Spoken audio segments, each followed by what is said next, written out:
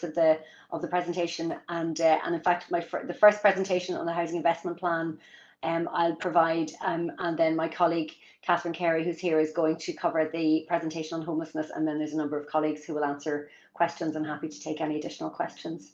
If you're content, I will share my screen and commence with the housing investment plan presentation, and that should come up straight away.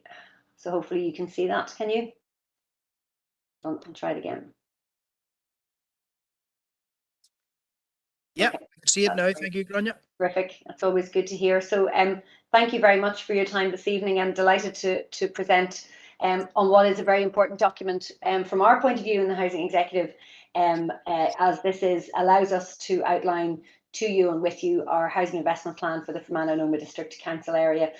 We work very closely with colleagues across the District Council, and very much consider ourselves a partner with you in delivering for you and delivering for our tenants and our customers in the local area. Obviously, our housing investment plans are documents that allow us to show you the scale and the nature of the investment that we make in the council area, but also it allows us to demonstrate, I hope to you, the importance that we place on community planning, that we see ourselves as a partner of yours, and that we certainly resource, from a housing executive point of view, we resource our services well. We have an excellent team in the local area, and Helen Hicks, who many of you will know, is here, and her team, a really strong team in the local area, working to ensure that we deliver locally. So we are, as I say, working very closely with colleagues in the council, and some of the ways in which we do that is obviously participating in steering groups, and in particular with a focus on place shaping. Over the course of this presentation, I'll talk quite a bit about the work that we're doing to work with partners to deliver new social housing for the area, and obviously making sure that social housing is given, and the identification of need, the identification of sites, and ensuring that those sites are brought forward with housing associations to deliver social housing. That's a critical part of our role as a community planning partner. Each of those plans that we're working on, we're participating in preparing place shaping plans for both Omagh and Enniskillen, and each of those are holistic, they're inclusive, they have to consider all of the needs of particular areas, and they're very much focused on a partnership approach to strengthening communities and making them more resilient into the future. So those plans are ongoing, really important work. We certainly consider them a priority for the Housing Executive, as I'm sure you do too. I wanted to start, as I normally do, with the numbers in terms of the details. So this shows you in the last full financial year, so 21-22, the amount of spend, the amount of investment that the Housing Executive has made in council area. So that is the total amount, whether it's on the investment in new build, which is the green area, where we spent just over 7.8 million in new build social housing. Obviously, that's a critical area of work for us. We work alongside housing associations, so the Housing Executive itself doesn't build the properties, it's housing associations obviously who do that, and that funding comes through us from the Department for Communities, and working very closely with housing associations to do that. Identification of land and key sites is critical. So as I say, we have place shaping teams working on the ground and a very active team working locally. Alongside that, a really important area of focus and a really important area of investment is supporting people, and our housing support services, again funded by the Department for Communities and overseen and administered by us, allow us to provide housing support services to people to keep them living locally and in the community, and provide them with the housing support that they need. Tends to be wraparound support of a various different kinds, to older people, people with disabilities, people who are experiencing homelessness, and really pleased to see a sustained level of investment. I have to say we couldn't do that work without our partners on the ground, and local voluntary community sector partner organisations are critical to us. So you'll hear me use the word partnership a lot this evening, and I think that's really, you know, how we work in the Housing Executive. We have to deliver a lot of services, and we have to deliver that in the best way through partnerships. We have a very strong focus, obviously, then on our role in providing grants to private sector, to homeowners in need of grants. My colleague Roisin O'Neill is here, and she oversees, along with her colleagues, a range of grants that are available to support people in the private sector, whether that's affordable warmth, critical area obviously at the moment given the energy crisis, our boiler replacement schemes and so on, and again a healthy programme budget for that this year, and we will always be making the case for those budgets to be sustained, and also very important because we work alongside council in terms of receiving referrals. So again, anything that we can do to improve our work with you in ensuring that we have the right quality of referrals and that we're getting the message out to communities that those grants are available. I'm very happy to talk further.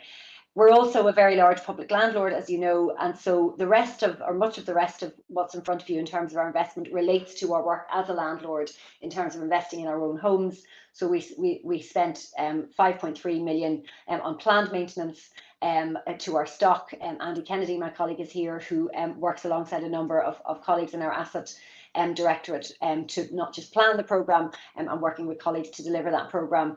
And also then on the response maintenance side, I mentioned that Helen is here to ensure that when tenants need immediate response to repairs, that budget is there and that's delivered locally, and well over 2 million. So that just gives you a flavour of the scale and the nature of our investment locally and how we separate that out.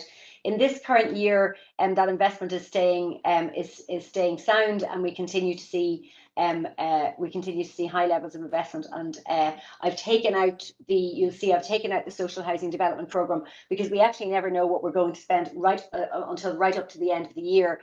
But across the piece, you'll see sustained levels of investment, actually improved. We're hoping improved levels of investment in a number of areas. Though I have to say, and again, this will be another theme alongside partnership in this presentation, we are without question experiencing some challenges in terms of delivery, particularly in relation to getting our programmes delivered locally, and that's for a number of reasons, and particularly on the planned maintenance side across the piece, not just in this council district, but across the piece, across Northern Ireland. I think we all know the economic backdrop, and we all know the cost increases and how they are working their way through, and our contractors. We're working very closely with our contractors to get the right balance between ensuring that where they need uplifts in order to deliver, that we're applying those uplifts in the right way, but that we're also ensuring good value for public money. So again, happy to talk much more later on in relation to how we're doing that.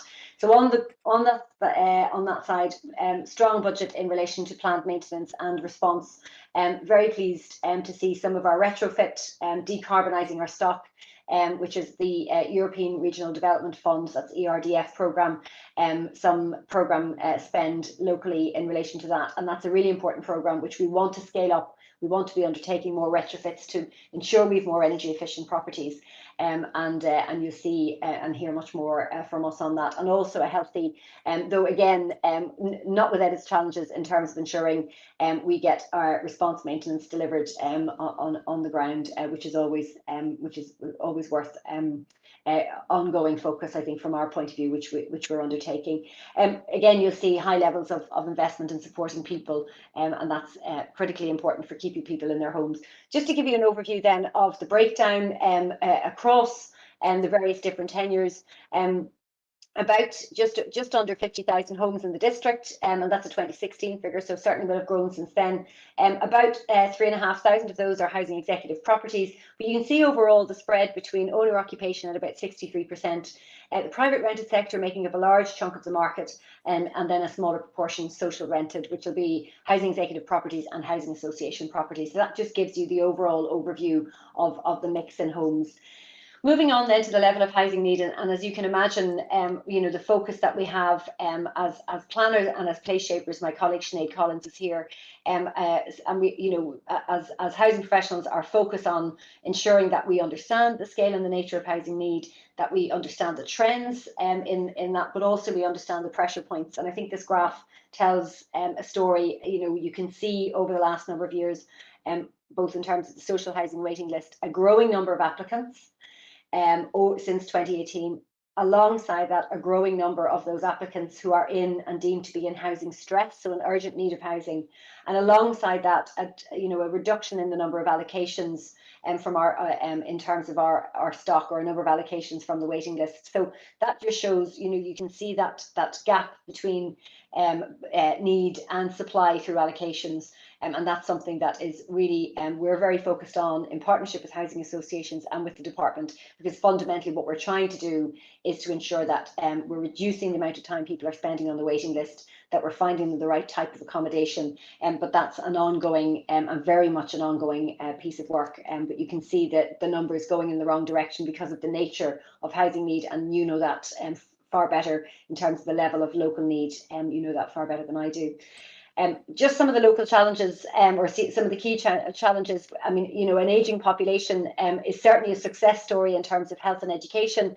22% of the population locally is projected to be over 65 by 2030. So that means we have to think very differently about how we design the homes that we design with housing associations, where they are, links to transport, all of those kinds of issues.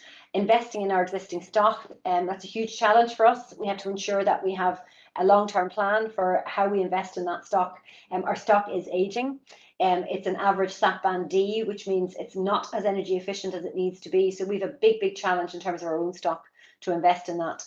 I've already talked about the level of housing stress and how much work we are doing and continue to do with housing associations to bring forward new supply and providing housing solutions while demand continues to exceed. We have had successes locally in terms of bringing forward new forms of temporary accommodation in the district council. I'm very pleased to see that. But temporary accommodation is only ever meant to be temporary, and so we only ever see that as a stopgap solution for households as we seek to find them permanent accommodation as locally as we possibly can. And again, our intention is that we will only place people outside the local area if we must. It will only ever be in exceptional circumstances, but too often, we are having to do that because of both a growing level of demand and not being able to keep pace in finding temporary accommodation. We are without question at the mercy of the market in relation to that. So you'll see the numbers there presenting in terms of homelessness and acceptances as homeless, a slight increase, but nevertheless, the challenges here are not just the numbers coming forward. It's the challenge associated with finding temporary accommodation, and also dealing with increasingly vulnerable households, making sure that we have the right support services as quickly as possible with those households. I just wanted to touch on the new build programme, and so we spend a huge amount of time obviously identifying need. The target for the council area over the 5-year period was 65 starts from 2017-18 to 21-22. Actually, we exceeded collectively, working as partners, we exceeded that target, which is a very good news story. 107 starts achieved against that target. So we have 42 additional starts, and that sets us up well now for this period. We're looking to the future now at those units that are needed over the next 5 years, 637 units, and we have a gross programme there of 183. And you will understand that that's obviously not a finite programme. That is a programme that grows all of the time, and all of the work that we do with you as a planning partner is all about identifying sites, making sure we're doing the needs assessment to back up where we can support for new development, and then making sure that housing associations are aware of those and encouraging them to bring those sites forward for development. And then obviously the role of the council in terms of its planning role is crucial there too. So there's a lot of partners working together, but certainly a healthy looking programme for the next number of years, and the work really continues to make sure that we have our best foot forward in terms of that programme.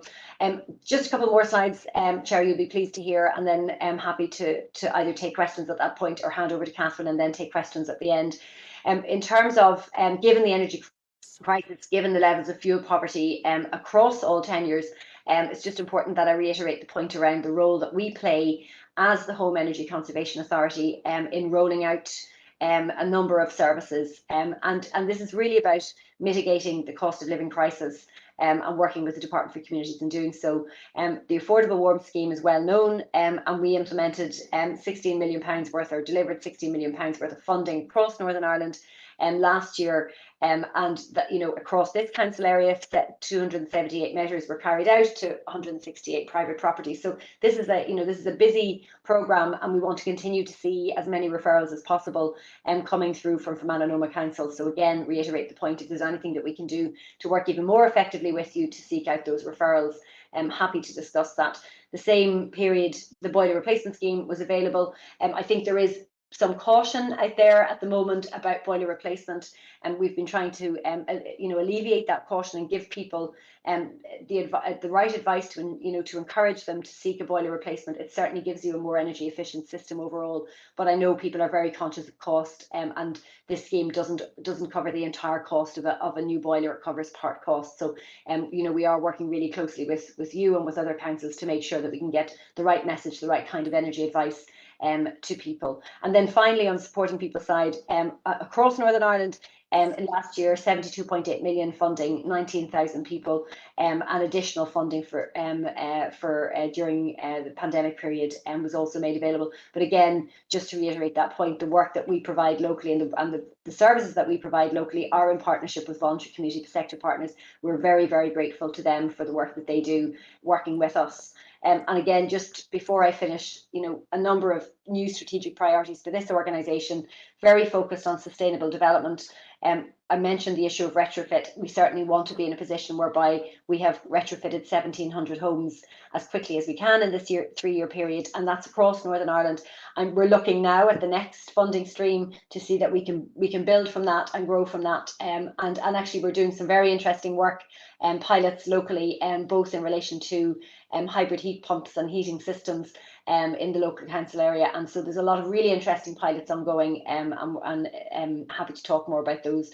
I think there's a question from one of councillors in relation to what we are doing, the Housing Executive, in order to build homes ourselves. We're not currently in a position to do that. We are certainly keen to build our capacity to borrow, and that would mean borrowing against our rental income in order to invest in our homes over the longer term, and to build new social housing, and to do that again alongside, rather than replacing, but certainly doing it in addition to the brilliant work that housing associations do. That's still a work in progress. We are on track to be able to do that for 2025, and the work continues. We're working very closely with our contractors to ensure that we are delivering social value for all of our spending power. We will spend about 200 million across Northern Ireland this year. We want to ensure that as much of that is spent locally and spent investing in skills and supply chains. And so that's very much an area of focus. And we have a very healthy customer housing community network. So we are held to account from our tenants and our customers, and rightly so. And we're always looking for ways in which we can better involve them in how we design our services. You're going to hear from Catherine shortly on homelessness and all of the work we're doing, which is a big area of strategic priority. And again, just reiterating that point, the Housing Executive, while we are a housing authority and a landlord, so much of our work is broader than that. It's about economic activity, delivery of green growth, and early intervention and improving lives. So it just gives you a sense of the kind of breadth of our focus. So I'm very happy to stop there. I hope I didn't go too far over. And Chair, I mean, we're in your hands. We can take questions now, or hand over to Catherine to present. What we'll do is, well, thank you, Grania. We'll take questions now from members. But just before I do, I have to check on someone who's participating in the meeting, perhaps down a phone line. There is a number ending in 23, so it's my duty to establish who that person is. That may be my colleague, actually, John McCartan, who's our Assistant Director for Housing, works very closely with Helen. So John, I know we had issues earlier. Yeah. No problem. Thank you. That's just procedure. Thanks very much for that. I think we're going to go till members' questions now in a second or two, and councillors might take into account some of the pre-identified themes, but you're at liberty to raise other issues, of course. But before I come to the first speaker, just personally, can I thank, through you, Grania, Helen Hicks, for her responsiveness as area manager to any correspondence that I personally send to her. I find her very responsive and very helpful. So we'll start off with that. And thank Helen and all your colleagues. Secondly, I'm being lobbied presently by a family who would be low income family, and their private sector home is in very poor condition. And they want me to establish here this evening what is the current state of play with regard to private sector grants, because they've been advised that there isn't any money at present. So is that or is that not the case, would be my question. And finally, we did express a willingness and an appetite as councillors earlier in this mandate. Maybe COVID happened in between, but we did express an absolute willingness at district electoral area, DEA level, and there are 7 of them in this council area, to sit down with the housing executive and housing associations face to face and discuss directly our views and our local knowledge of potential sites for housing developments in our areas. We did. So that hasn't been taken up enthusiastically by housing executive in respect of place shaping. We would like that to happen. But if it's going to happen in this mandate of the council, it need to happen during the month of March. So just to say that. But those are my opening comments to thank the local team under Helen. And that question about private sector grants, where are they presently for low income families whose house is in a poor state, not fit for purpose, you could say, in the modern day, and those face-to-face meetings regarding place shaping. Grania, can you maybe help me there? Thank you. Very happy to, yes, and just to thank you for your comments, and absolutely echo them in relation to Helen and the team, and delighted to receive that.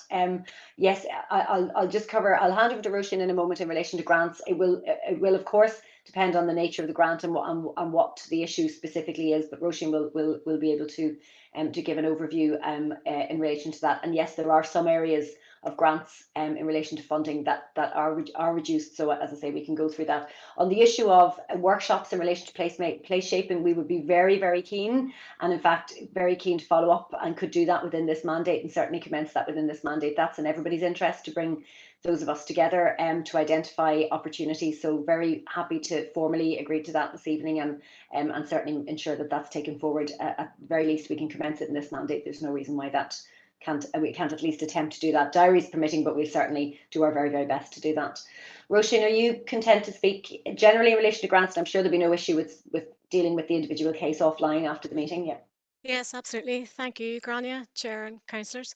With regards to private sector grants, we have various grants, and I can certainly send you the details and the eligibility for those grants afterwards. The grant that you may be referring to will be our discretionary budget. And unfortunately, we're working to budgetary constraints on the discretionary side. It does tend to have a high uptake, and unfortunately, we're not in a position to approve discretionary grants at the moment. That will be for those households that are maybe wanting to repair roofs or guttering or something like that. The Affordable Warmth Scheme, we currently have a budget of 16 million, performing really, really well. And indeed in the Fermanagh area and Noma area as well.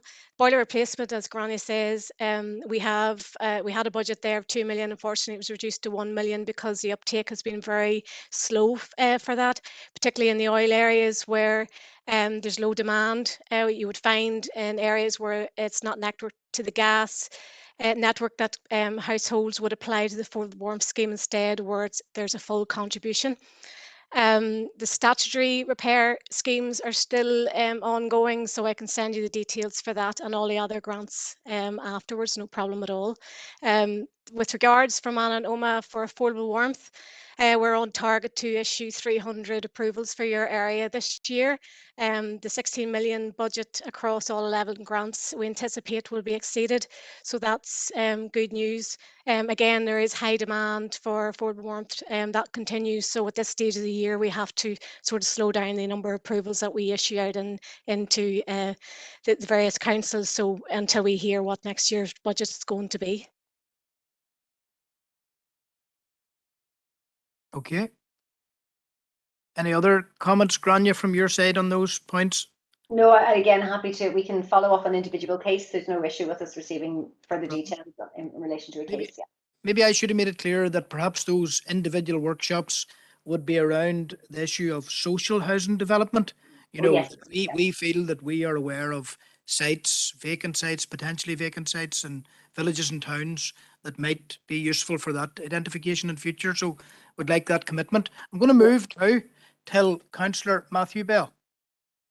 Thank you, Chair. And first, let me echo your comments. Outside of DFI and the potholes, the housing executive is probably who I communicate second most with. And I don't know if Helen's in this meeting, but I do want to thank her for every response she's ever given me, because she's always very courteous and honest, and I do really appreciate that. But the 2 points I want to raise is, firstly, as you know, Chair, I have an issue around fuel poverty, and I remember myself and my colleague Councillor Armstrong passed a motion maybe a year and a half ago now, and in researching it, I came across a figure that 80,000 houses across the housing executive in Northern Ireland have insufficient insulation within the wall cavities. So I was just kind of wondering, is there any scheme or any way that the housing executive check for which properties do have this? Because we do know, you know, if you're outside in the cold, you'd rather have a warm coat than stand by a fire. So I was just wondering if there's any work being done internally to check on the stock and check the wall cavities, because there is houses throughout the country, but for Manroman particularly, that the wall insulation just isn't up to scratch. And then secondly, I want those comments there surrounding the demand for houses, particularly in Oma, but I'm sure and there are for Mana colleagues as well have the same issue, and especially I'm finding particularly bungalows and you know, properties without stairs, because for people with various mobility issues. And I was just wondering, is there any, you touched on it, but just to get it clear, is there any timeline for new properties being acquired by the housing executive? Because I know of a few cases in Oma where unfortunately the people are just being told the stock isn't there. So are we updating that? Thank you, Chair. Okay, thank you. Thank you, Chair. On the first issue, I'm going to ask Andy Kennedy, who's certainly much more of an expert, is the expert on this than I am, and I will come back then in relation to housing executive acquisition of properties. Yeah. Okay, thank you, Grania. Can people hear me okay? I've got a new laptop and I'm having a few problems with it, so everybody can hear okay, yeah? We can indeed. Councillor Bell, yeah, I do take your point about cavity wall insulation. We had a study carried out about 3-4 years ago, maybe 3 years ago, by a group called the BBA, who are experts in insulation and standards and that sort of thing. Now, their key finding was that about 63% of our cavity wall stock had installations that weren't up to modern standards. That equates to about just over 40,000 properties. Now, that doesn't mean that they don't have any cavity wall insulation. What it means is that in some of them, there would be gaps and there might be some debris in the cavity. Now, we have recently brought out our cavity wall insulation action plan just last year. In fact, around about a year ago, last year. The issue with cavity wall insulation is that in a scenario where we have a significant funding deficit, a replacement program right across the stock would be extremely expensive. Now, we are starting off, we're preparing a small program at the minute, and we've asked our area offices to identify locations where they think there are particular issues with the cavity wall insulation. But in terms of checking it, yeah, there are two means in which we are doing that. During our external cyclical maintenance schemes, we ask the contractors to check for cavity wall insulation as part of the survey for those schemes. And secondly, I have a survey team that does a rolling stock condition survey of all of our stock. Now, obviously, they can't get to every property every year. It has to be over a number of years. So they'll also check for that. So I suppose to answer your question, yes, we acknowledge there's an issue. We want to get round to it. It would be part of our energy strategy for our stock. But as Grania has already said, that will require very significant funding to be able to do so. And secondly, yes, we are checking and we're carrying out checks when we have people out inspecting the properties. Yep. Okay. Just on that second point, which is a really important point in relation to acquisition of specific types of properties. Certainly within the new build programme, you know, we have very, very clear targets, for example, for new build social housing, that is fully wheelchair accessible. And we have a target that we and housing associations are held to in relation to that. But outside of that, I think your question was much more focused on where there are properties that are in demand and they're there and could be used for in the public interest. I mean, certainly, you know, it's no surprise that I would say I would love to be in a position to acquire properties. I mean, you know, obviously we'd have to meet all of the value for money tests required for that. We couldn't simply go out to the market with a blank check, but certainly it would be, I think, you know, I would certainly want as a landlord to be in a position to be able to, where we could add to our stock for specific purposes and to meet need for specific groups. We're not currently in the situation where we can do that. We don't currently have the powers. We are certainly looking at options and have had positive conversations with the Department for Communities. You know, I think we would be talking about limited circumstances at first to enable us to add to new supply in specific instances such as those you've been talking about, where there's a dearth of particular type of property in an area where we can meet specific need. Thank you for that update, and especially thank you to Barry for letting me back in. I just wanted to come back to, I forgot his name, the first speaker there.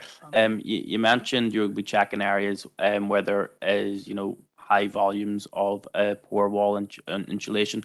Can I ask, do you know those areas off the top of your head? For example, is Oma one?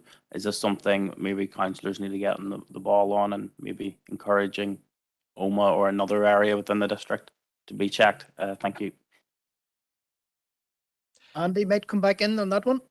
Yeah, Councillor Bell, I'm just going over sort of some of my notes here. I think we have identified in our initial programme one scheme in the council area. What I'll do is I'll get that checked out and we'll get that information back to you. Okay, thank you. Now, members, it's very, very clear to me that there's great interest in this, you know, and in the interest of time management, I couldn't do it any other way than to go to 3 speakers at a time and seek, Grania, your cooperation and composite responses to 3 speakers, you know, in sequence. You know, we'll take 3 at a time because this will take about 4 rounds, and we'll definitely be closer to 7:30, and we wouldn't get the other bits of the housing executive dealt with. So just to explain that, right? So what we're going to do now is receive answers after the following 3 councillors have posed their questions or comments. Councillor Deehan on WebEx, Councillor Swift in the chamber, and Councillor McAleer. And then there's other groups of 3, it's such as the interest here. So Councillor Deehan. Thank you, Chair, and I want to thank Grania for her presentation and members of her team for coming along this evening, and thanks to Helen for her support as always locally. Just in respect of your presentation, Grania, the projected spend for 21-22 was something like 23 million, of which I note that only 0.72 million was allocated to adaptations for people with disabilities. Now, I note that your new build programme did include 7 wheelchair accessible housing units, so I welcome that. But you did also mention about the ageing population by 2030, 22% of the population. And certainly in lots of the communications that I have with Helen locally, you know, it would centre around people getting older, their mobility declining, needing possibly wheelchair access or downstairs bedrooms and toilet facilities. So can I ask, are there any plans to increase the spend on adaptations for people with disabilities? And also in your second slide that you showed with regard to the projected spend, it was lower for 22-23 and didn't include any allocation for new builds. So could you comment on that as well? But thank you so much, and thank you, Chair. Okay, thanks, Councillor Deehan. Councillor Swift. Oh, Gormagat Cahirlock. Yes, just Andy, on the planned maintenance, I just have a quick question, but I just want to concur with all the other previous councillors and thanking Grania and the entire team for everything they do in supporting our partnership working together. It's wholly appreciated by me, the swift responses that I always receive. So Andy, just on the planned maintenance difficulties, homes, I'm talking specifically about social housing, those in needs of uplift. Is it always down to a budget requirement? Is it that investment is always needed, or are we talking about waiting lists also? And further on that, the referrals that we talk about there in the slides, referrals for the boiler scheme and for those who are suffering fuel poverty, is there an actual waiting list for those referrals? If those two could just be answered, Gormagat. Thank you all. Okay, Gormagat Corlior, and our next councillor will be Councillor Corlior Emmett McGillier. Emmett McGillier. Gormagat Cahirlock, yeah, thank you.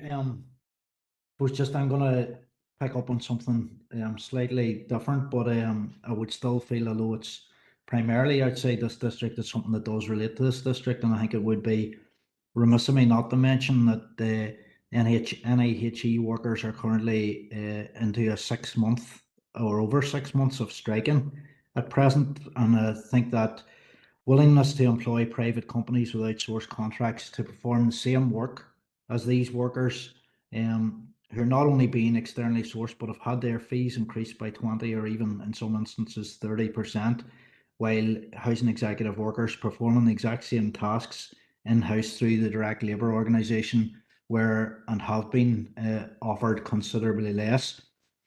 So given the fact that this actually has a direct impact on I suppose the maintenance services for social housing units in the midst of a homelessness crisis, I'm wondering what the proposals are, or how the housing executive is planning to resolve this particular issue. We know we have had, I suppose, across the board, strikers who are facing, or workers who are facing real-time pay cuts, but this is something that's untenable.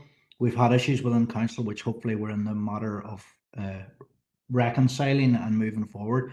But I think to support obviously the work that the unions like Unite have done in terms of representing the workers, that's something that we and myself as a councillor would stand strongly by. But I'm just wondering, in terms of when we have the management here, how they're progressing this and how they, I suppose, first of all, can justify public expenditure on private companies when we should be negotiating first and foremost with our own public sector workers, and secondly, what steps are being taken as we do progress to 6 and 7 months of a strike. What's been done to rectify that and resolve these issues with the frontline workers? Thank you, Chair. Okay, Grania, if you can manage responses to the three councillors, please.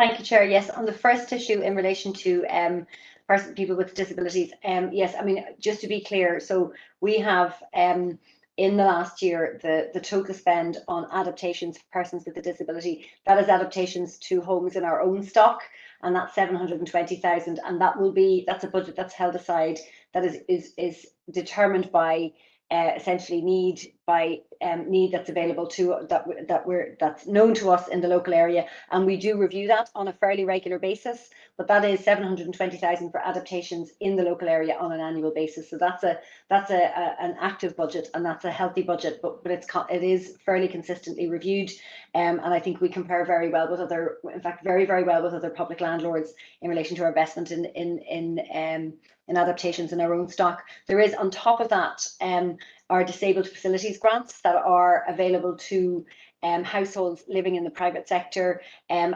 that is Department for Communities grant funding that comes through us, and we're the administrating body and authority for that. Again, that's a large program, and again, we're actually currently we're reviewing the program with a view to improving it and making it as seamless as we can for customers, because they are certainly struggling sometimes with negotiating of contracts and so on. And again, I can send further information on in relation to that. And obviously then there's the Supporting People programme, which is a housing support services programme, and does provide support services to thousands of people to enable them to remain in their homes. So there are a range of programmes for people with disabilities, and so rather than that slide focuses specifically on what we do in relation to our own stock, but again, happy to follow up on that. In relation to the second slide, yes, I mean, when I present on our investment plans, I can't include the new build figure for the current year because we don't know what that is until we conclude the year. We're not fully in control of what gets built because we provide it in partnership with housing associations. So providing I am invited back when I'm back next year, I'll be able to show you the figure for this financial year, and that's routine for every council area. That's how we present it. So I'll always make it clear when I'm presenting that the second slide doesn't include the new build, but for that reason. In terms of social housing uplifts, just the councillor who asked the question in relation to planned maintenance, and I'll talk about uplifts more generally. I mean, there's no question that the construction industry has been significantly affected by the cost of materials and the cost of labour, and we're seeing it across the piece. It's not unique to housing. It's any major public body who's procuring as we do, and we procure £200 million worth of works every year, are experiencing that. So we've been working directly through our procurement team to negotiate contracts where we can. So we will always look at, for example, first of all, does the contract allow us to do that? If the contract allows us to negotiate uplifts, we will ensure that we receive compelling evidence from the contractor in relation to that uplift and to substantiate the uplift so that we are achieving value for public money. And we will also ensure that we are not breaching wider public procurement regulations. So that means not going beyond, for example, 15% in the overall aggregate. So we have worked our way through and continue to work through all of our contracts where uplifts are sought from contractors, and that's a very, very busy programme of work right now. But to be frank, if we weren't to do that, I think a number of our partner organisations would go to the wall. And so we're taking this seriously as a major programme of work, and we are awarding uplifts again where we are able to within the contract, where public procurement law allows us, and where we see compelling evidence. So they're the three tests that we apply. That's on the plan maintenance and response maintenance side. More broadly, for housing associations, the department also applied and has applied uplifts to the social housing development programme this year. So that's again to enable and to ensure that we don't see a slowdown in the social housing development programme in relation to so that we still see the output that we need. And just to answer the second question, yes, we will always, and we're always keen to receive referrals on boiler replacement. You know, Roisin's here and she will underscore that for me. You know, we want to, you know, the quality of referrals is important, but the quantity of referrals, we want to be getting work out the door, and we certainly do not want to be handing back grant funding to the department. So anything we can spend within obviously achieving value for money and within the rules, we will look at. So if councillors are aware of other referrals that we should receive, very happy to do that. On the issue of industrial action, again, very happy to cover. I think it's always good to give me the opportunity to explain, I suppose, our position. First thing I will always say as the chief exec is you never regret spending and investing in our own workforce. And that's, as housing professionals, you know, we want to not just pay our colleagues fairly, treat them well, ensure that they are valued, and also attract people to housing and to the housing executive. So I take that responsibility very seriously. Our total workforce is about 3,300 staff. About 200 staff are currently and have been striking, and they are mainly within our DLO, as has been said. And so just to be clear, there are a number of reasons why, and just to talk through, I suppose, the process we have taken. Our budget for the year, this year, was not formally confirmed until December. I agreed on that basis, given that I didn't have a budget, quite frankly, to agree to any other additional pay increases. I was very happy to enter into formal conciliation in the Labour Relations Agency. We met 5 times in November and December, and that was to discuss the joint local claim between the two unions, Unite and NIPSA.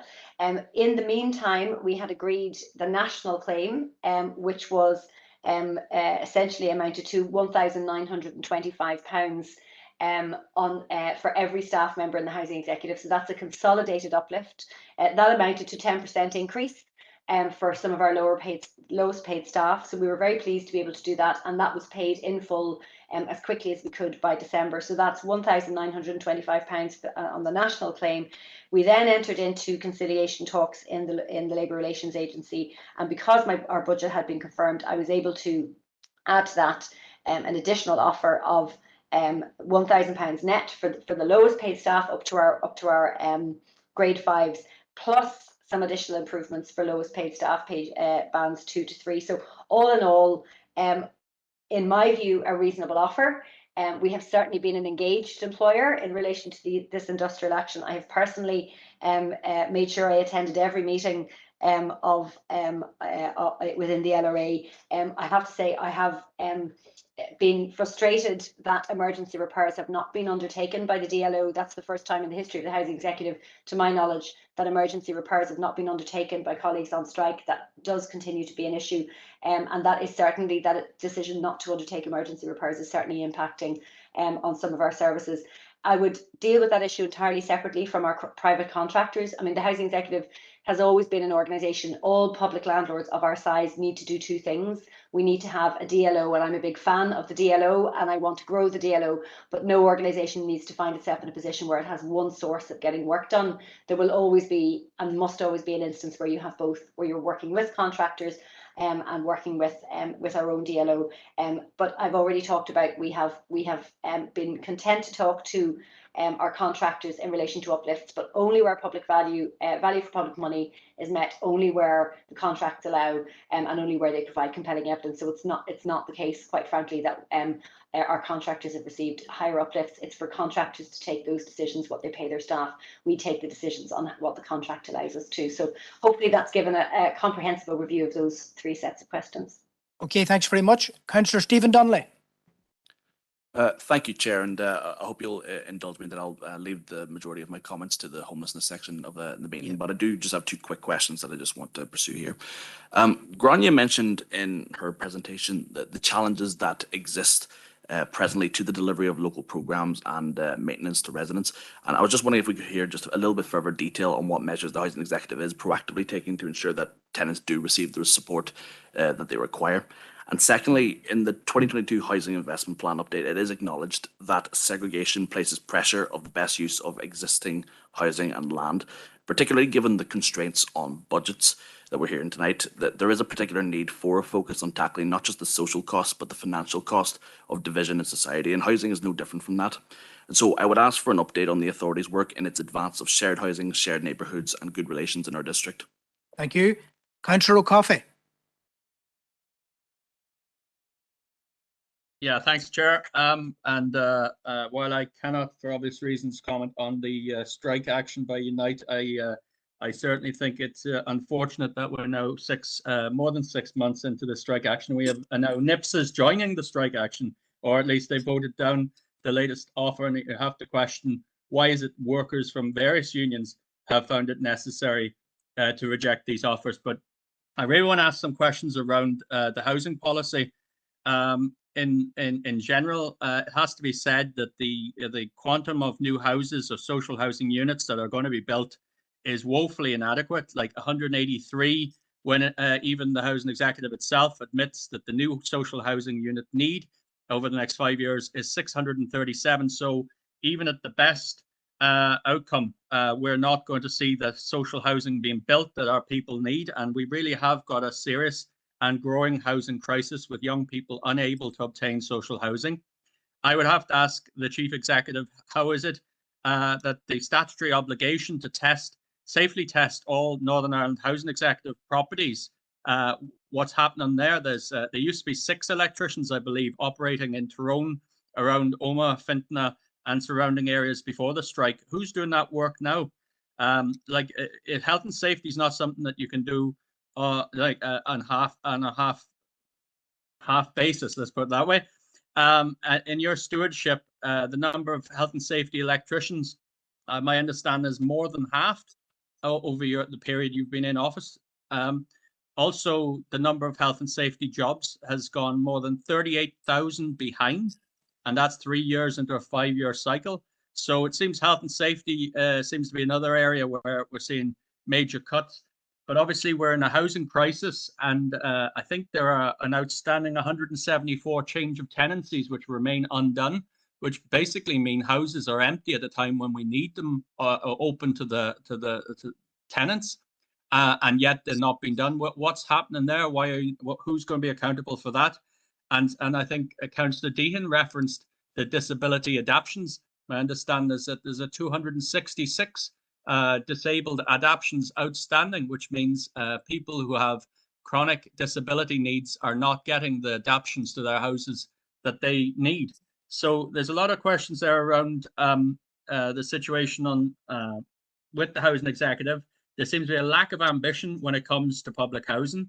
There seems to be a total reliance on the private sector to do this work, and the workforce is being left in a situation where it's now, some of them are more than 6 months on strike. So it seems rather shambolic, and I think there needs to be a change of direction from the leadership. Thank you. Thank you very much. And Councillor Barton. Thank you very much. Thank you very much for the presentation. I will keep my question short. It's actually in relation to the grants and the schemes that the Housing Executive have. I've had a number of constituents have come to me in various issues in relation to looking at what schemes and grants are available. There seems to be a lack of knowledge out there in relation to what is available and what is not available through the Housing Executive. And I just want to ask the Housing Executive what they are doing to publicise the various schemes and grants that are available for the public to avail of. Thank you. And over to yourself, Grania, now. Thank you very much. I'm going to cover as much of this as I can, and then some I'll follow up, I think, because there's quite a lot of factual information I think needed, and I want to make sure I do that correctly. I'll turn to some of my colleagues as well. Andy, are you content to cover any of the issues around maintenance, and indeed if there's others who want to come in after Andy on the response side? Thanks, Andy. Yes, Councillor Donnelly. In terms of the delivery of the local programme, we do have a significant backlog right across Northern Ireland and all the council areas. One of the difficulties you'd be aware is that we have recently we released a number of contractors out of our large planned maintenance contract, and that contract would have delivered most of the sort of kitchens, bathrooms, doors, windows types works. We are going to replace that gap in our delivery. We are going out with 2 interim contracts very soon, one for bathrooms, kitchens and wiring, and one for windows and doors. So we're going to go out to the market again to procure contractors to deliver that, and that's effective across a number of the council areas right across Northern Ireland. But we do know we're behind at the minute. It's an issue we need to address. It's down to a lot of reasons. One of which is primarily funding. At the minute, we just don't have sufficient funding to do the work that we'd like to do to catch up on that. But what we can do, we're going to try and accomplish by these new procurements that we've got out.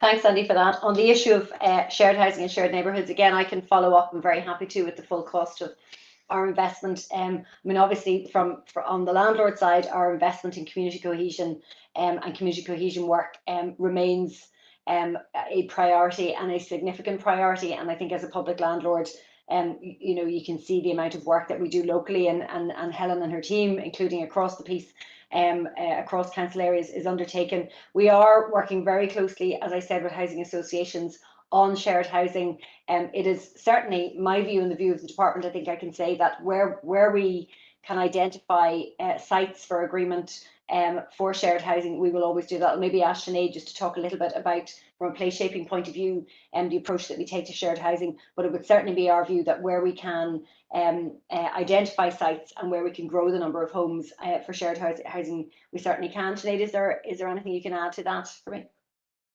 Yeah, just to add that we work with our colleagues in the department to identify opportunities for shared housing developments. We're currently working with DFC on the redevelopment of the Grosvenor Barracks site, and that's intended to be a shared feature scheme and also a mixed tenure scheme. But any opportunities that we have to introduce that housing for all schemes through the new build programme, we always take that opportunity. And associations are really keen to do that, and are really keen to engage with and invest in communities and taking those forward. Thanks, Sinead. I'll move on to, and again, anything that individual councillors want to follow up with us for further information, we're happy to do that. I'll move on to the points made in relation to new build social housing. And again, just to reiterate, I mean, I suppose from our point of view, there's certainly no lack of ambition around the need to bring forward additional social housing. We don't currently build new social housing, we would like to be in a position to do that. That's all what our focus is in terms of bringing forward with the department powers for us to be able to borrow in order to add to new supply. But in the meantime, we work very closely with housing associations. This year, the target across Northern Ireland is 1,900 starts. As I said in my presentation, over the last 5 years, collectively across this council area, we exceeded the number against the target, and we want to be equally ambitious in this 5-year period. So that's why all of the work that we're doing collectively as a housing authority and a planning authority in place shaping is really, really important. I will certainly want to come back to some of those figures on safety testing. It is extremely important as a landlord that we are not just meeting our obligations in relation to health and safety and building safety, but that we also demonstrate that we're doing that. So given the public interest issue here, and given my role to ensure that I report correctly to you all, I will follow up, Chair, with you to give you that reassurance that we are meeting our building and our health and safety requirements locally. I wouldn't want any tenant watching this to be under the impression that we are under-resourcing this. We have a very well-resourced health and safety team and building safety team. And so what I will do, Chair, is to follow up to give you that reassurance and also to assure tenants and customers who may be watching this. I might just ask John or Helen just to talk briefly about change of tenancies in the local area, and just I'll reiterate the point that we are doing everything that we possibly can do to eat into backlog in relation to change of tenancies. Yes, I can answer that there. Well, as far as we're concerned at the local level in the southwest area, we have no major backlog in terms of our change of tenancies. Our change of tenancy relet times for difficult to let properties is about 30 days, and our non-difficult to lets is under 21 days. So we're turning around the properties very, very quickly. So as far as I'm concerned, we have no backlog, and we're not holding change of tenancies excessively. Thank you for that. And in any areas outside of this council where we do have backlogs, we are working as quickly as we can to eat into that. On the issue in relation to grants and schemes, I mean, we have a full range of information that we make available on grants, not just on our own website, but in terms of telephone and telephone services. I'm very happy, following up to this meeting, to send that across to councillors and to the individual councillor who asked the question, just to give you that overview. And if you think there's anything that we're missing, very happy to discuss further, because obviously we have a range of grants available, and it's you know, it's in our best interest to make sure that as many people as possible are aware of them. Just to say, as part of we have developed a cost of living plan, which we are rolling out on a regular, on a daily basis, and that includes a huge amount of advice to tenants, our own tenants, but also to people irrespective of tenure. So again, a lot of time, effort and energy be going into advice both on the grant side and also on the energy side. Okay, thank you. Now, a lot of demand here. Time management's difficult, because we do want to hear that homelessness presentation, prior till DFI joining the meeting. So just ask councillors to be as brief as possible. We've got about 9 or 12 who wish to come in at this point, but I'll take them in threes, and I'll start now with Councillor Anne-Marie Donnelly on WebEx, followed by Councillor Errol Thompson in the Chamber, followed by Councillor Eamon Keenan on WebEx. So Anne-Marie Donnelly, Councillor, please. Thank you, Chair, and I'm going to keep it very quick because a lot of the items I was going to ask have been covered. In relation to the replacement windows scheme, I know, Andy, you've already addressed that in terms of the issues that have been basically with contractors have tendered for prices that they can't now meet because of the change in cost of resources and so on. But I do think that some of the people in my local area anyway that were notified they were getting the replacement windows, it wasn't communicated to them timely enough that they weren't getting the windows replaced, and there's no indication as to when that's going to happen. I think something needs to be done there to prioritize those people. Certainly, that if they were notified previously they were going to get new windows, that when the money does become available, that they are at the top of the list, because they have been waiting, have gone through a winter now when cost of heating and so on is so expensive. I really think they need to be at the top of the list. And the other question I had really is more for Grania. I just wanted to check in terms of the affordable warmth scheme. I understood that it was divided equally among the 11 council areas, and I wondered perhaps it might be better if it was divided in terms of areas of deprivation as opposed to splitting it 11 ways, because we have a lot of areas here in our local district where there's a lot of deprivation. And my understanding is that if it's divided 11 ways, there may be areas where there's maybe don't have the same levels of deprivation that are getting access to that funding, that it could be better spent in more deprived areas. So it's just really to address that. Thank you. Thank you, Anne-Marie. And can I just say I identify with you absolutely. I'm very conscious of a situation at Culmore Park in Omagh, exactly what you describe about being promised window replacement, etc. But that's Anne-Marie's question. Councillor Thompson, come to you now. Thank you very much, Chair, and thanks to Grania and her team for being on here this evening.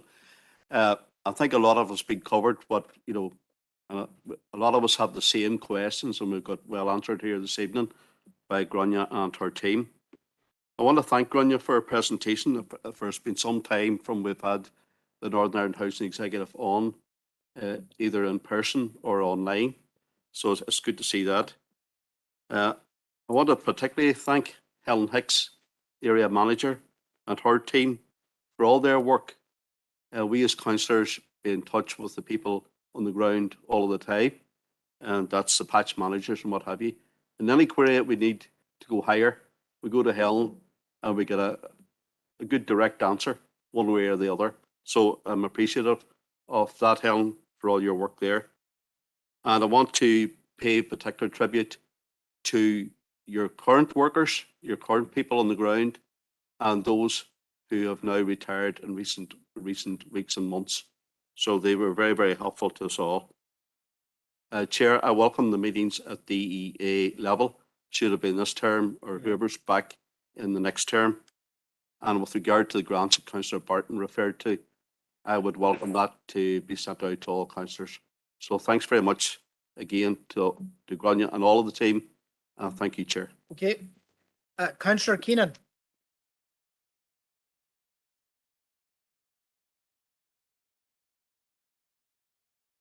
Hello. Yep, Eamon, we can hear you now. Hi, thank you, Chair. Yeah, thanks for the presentation. Until the House Executive, just a few questions out of it. I might have missed the figures on the slides, but how many housing executive homes have been built in the last 5 years, and how many are planned to be built in Fermanagh and Omagh? I know there's a percentage figure there, but actual a numerical figure, I didn't see it. But and then a few general questions, just about the way the House Executive's going. I just wonder, do you think that the privatisation and the outsourcing of the building of social housing has been the downfall of the House Executive stock over the last 20 years? And do you think that the Stormont policy is holding back future rollout of public houses? And just a recent chance that could have been availed of was the hospitals. It was private sector. I'm difficulty hearing you now. Eamon, up until now it was good, but yeah. Not the content. I'm not commenting on the content. I'm commenting on the reception. You know, it was good up until now, but we're losing you. So maybe we'll address the issues you've raised in the first part. But right. Can you hear me there now, Barry?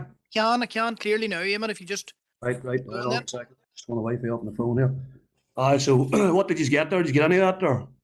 We got most of it. The wee middle bit missing, but... Right. You referred to that, etc. So just I was referring to the Omagh Hospital site. It was handed over till the private sector, and there was no public housing built it. So I think that was a bit of a waste of an opportunity. And another example of the public asset being transferred over to the private sector. I think that's what we're feeling here. We're in the middle of a homelessness pandemic, and I know that the House Executive are working within certain constraints. But the question I'm asking is, do they think that the policy needs a change coming from Stormont?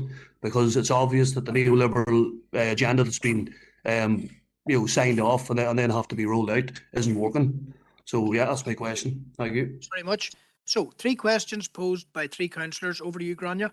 Thank you very much. And the question in particular about in relation to replacement windows, I'll ask Andy to come in, but just more generally, I think as Chief Executive, it's important that I say, it's really important, and we spend on every scheme a huge amount of time thinking about our tenants, how they're impacted both positively and negatively by the decisions that sometimes we are forced to make. So certainly when we do see scheme delays, our tenants are foremost in our minds, and getting communication out to them as early as possible is our priority. And unfortunately, there obviously have been instances where that hasn't worked. So, you know, just to be clear, you know, where we have gotten it wrong, we will work really hard to fix that. But Andy, just on the more general points in relation to some of those schemes.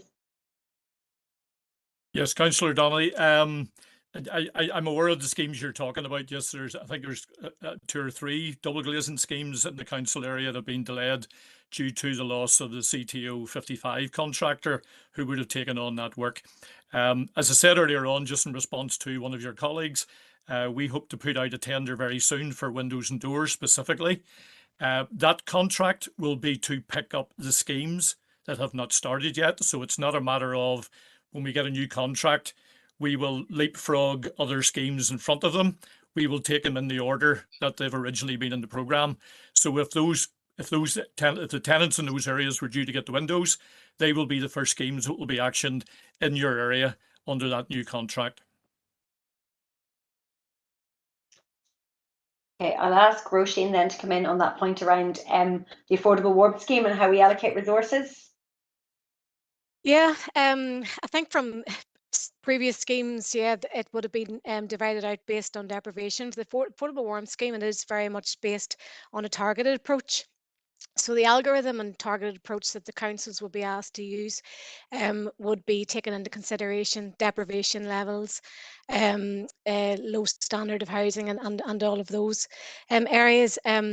Whilst we try to split the budget up 11 ways, it's very difficult to do. So what we do is we ask all 11 councils for an even proportion of the referrals.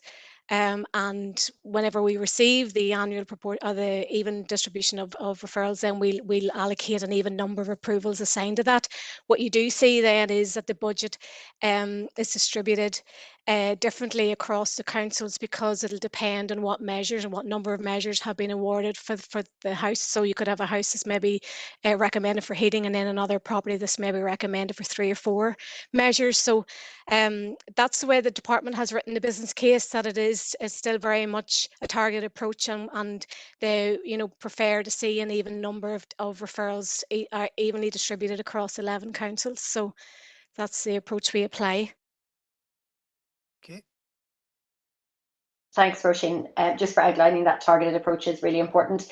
The issues in relation to, or just to answer the question in relation to how many housing executive homes we've built and versus what we're going to build. So again, just to reiterate, the housing executive currently doesn't have the ability and doesn't have the power to build homes, and we haven't had for a generation. We are very keen to be able to do that, and are working closely with the department to be able to do that from 2025 onwards. We hope that that will continue to be the time frame. Again, on the point around new build more generally then, so social housing development locally over the last 5 years, the target was 65 starts across the council area. 107 starts were achieved against that target. So that was a healthy programme which was delivered. We want to deliver an equally healthy programme this time round. We have 183 units in the gross programme, and we are actively, and housing associations are very active locally. More generally in Northern Ireland, the new build programme for social housing has been sustained over the last number of years. 1,900 starts compares very favourably with Scotland, Wales and England, who we would normally compare our data with. But that said, I mean, I think you don't need to look further than the housing executive to hear from a housing authority that will always make the case for more social housing. And in fact, a huge amount of the work that we do and that our planners do and our place shapers do are arguing the case, actually, with partners such as planning authorities to ensure that local development plans include provision for social housing. So I think we're not wanting on that point. Okay, thank you. Now, our next group of 3 councillors, and we'll have to be mindful of time, but I can only can remind you, is Councillor Seamus Green, Councillor Thomas O'Reilly and Councillor Anthony Feely. And then it will be John Coyle, Diana Armstrong and Debbie Coyle. So Councillor Green. Thank you, Chair, and thanks to everyone for the presentation. Just very quickly I missed the very start of the meeting, so I'm not sure whether it had been went over or not, what the total housing executive budget was across the north of Ireland. And I see that I think there's 23 million's been spent in Fermanagh, Omagh. I'm just wondering what that equates to per capita right across the region. And if you can give me them figures. And then the other thing, which is always a chestnut of mine, is that the latent demand test that the housing executive runs, I think, is fundamentally flawed. I have raised this numerous times. I think the council has written to the housing executive numerous times and the department on this here, but nothing seems to change. And my understanding of the flaw is my own local community did 2 or 3 latent demand tests over a 10-year period. At every time there was up to 40 people or 40 families in the community hall interested in social housing or houses being built in the local area, which is quite a rural area. It had been a dispersed rural community, and but every time the word came back that there was no demand because a lot of these people already had houses, but they had houses maybe in Enniskillen or Omagh or Lisnaskea or Irvinstown. And my argument was that they should be actually treated the same. They should be counted that they are in housing need, because if there was a house built back in their local area and they moved back there, of course that would free up houses where there's an even bigger demand. So I think there's a flaw in that, to say that 40 families turning up and there's no demand. There's something wrong there. So maybe you could answer me them 2 quick questions. Thanks, Seamus. Now, Councillor O'Reilly. Thank you, Chair, and thank you for your presentation, everyone. Just pick up on that latent demand testing. I am actually just coming from a latent demand test that's going on in Newton Butler, and equally to Seamus's point there, it's happened before, but there doesn't seem to ever equate to actually turning around to build houses in the village.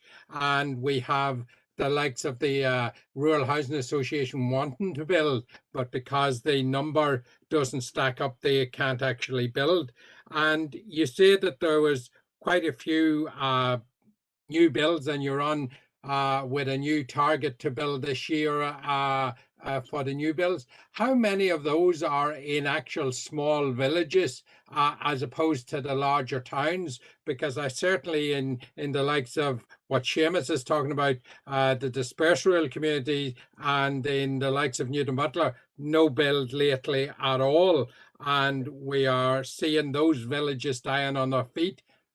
That's one point. The other one then, instead of building new, where does the housing executive stand on trying to reinvigorate streetscapes that are lying vacant and idle, turn them into 1-bedroom flats and that? And sometimes the 1-bedroom flats don't naturally lend themselves into the neighborhood with pensioners' bungalows, and that an idea of trying to bring village streetscapes back into life with them sort of flats might be something that would keep villages alive, or help at least.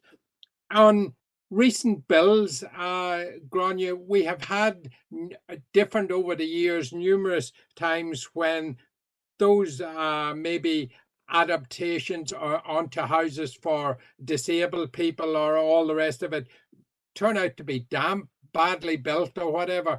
Who does the actual checks on these private contractors that come in to do it? Because some of the work is, and we're dealing with it years later, then really bad with dampened houses and so forth there. Is there anything on the housing replacement scheme? I didn't hear that specifically mentioned in the grant thing. I know it went off the market a number of years ago. I wonder, did that ever come back on again? And I think it's very important then on the other side for the housing executive, and I know Helen does a good job on this, to be able to work with the PCSP, work with different agencies to build up a rapport with communities and go out there and be part of communities. That takes money, time, and people's ability to be able to do that. And I think it's important that there's some investment still in there with it. And just where you were saying about the replacement windows, and it all sounds like this was just an unfortunate circumstance with this contractor and the cost of living crisis. That isn't the case at all. I've been dealing with this, and I've been in the council 23 years, and I've been dealing with this for years, where contracts haven't materialized for one reason or another. Tenants have their signed up things about moving out, decanting, all the rest of it, and I appreciate life intervenes and all of this, but it continuously happened. And I'd like maybe that there was some investigation done how many times, even you take a small place like Fermanagh, how many times this has really happened over the last 20 years, and you find out that it's quite frequently it's happening, and there doesn't seem to be a learning attitude from it at all. Thank you, Chair. Councillor Feely. Thank you, Chair. Yeah, and I'd like to agree with Thomas and Seamus of their questions and look forward to them answers. And Anne-Marie has covered one of the questions I can ask about windows as well. No, I'm just coming back in on the insulation, and I know myself from working on the building site years ago about the way the house was insulated. It was only 40 mil cavity, and the other 60 mil of the cavity was left open. And later on, then started pumping the cavity to a wider cavity, which would be a lot better job. So I was just wondering, is that is the way we'd have to go, is get the whole houses just pumped with insulation for the cavities. But the roof too, I was just wondering, and like Andy's that the guy was talking about that. There's been much work done on roof insulation for, I know years ago as well. It was just that cozy wrap was put in, and then they started using that thick air board between the rafters, and also on the rafters on the outside, and Latin and felting over that.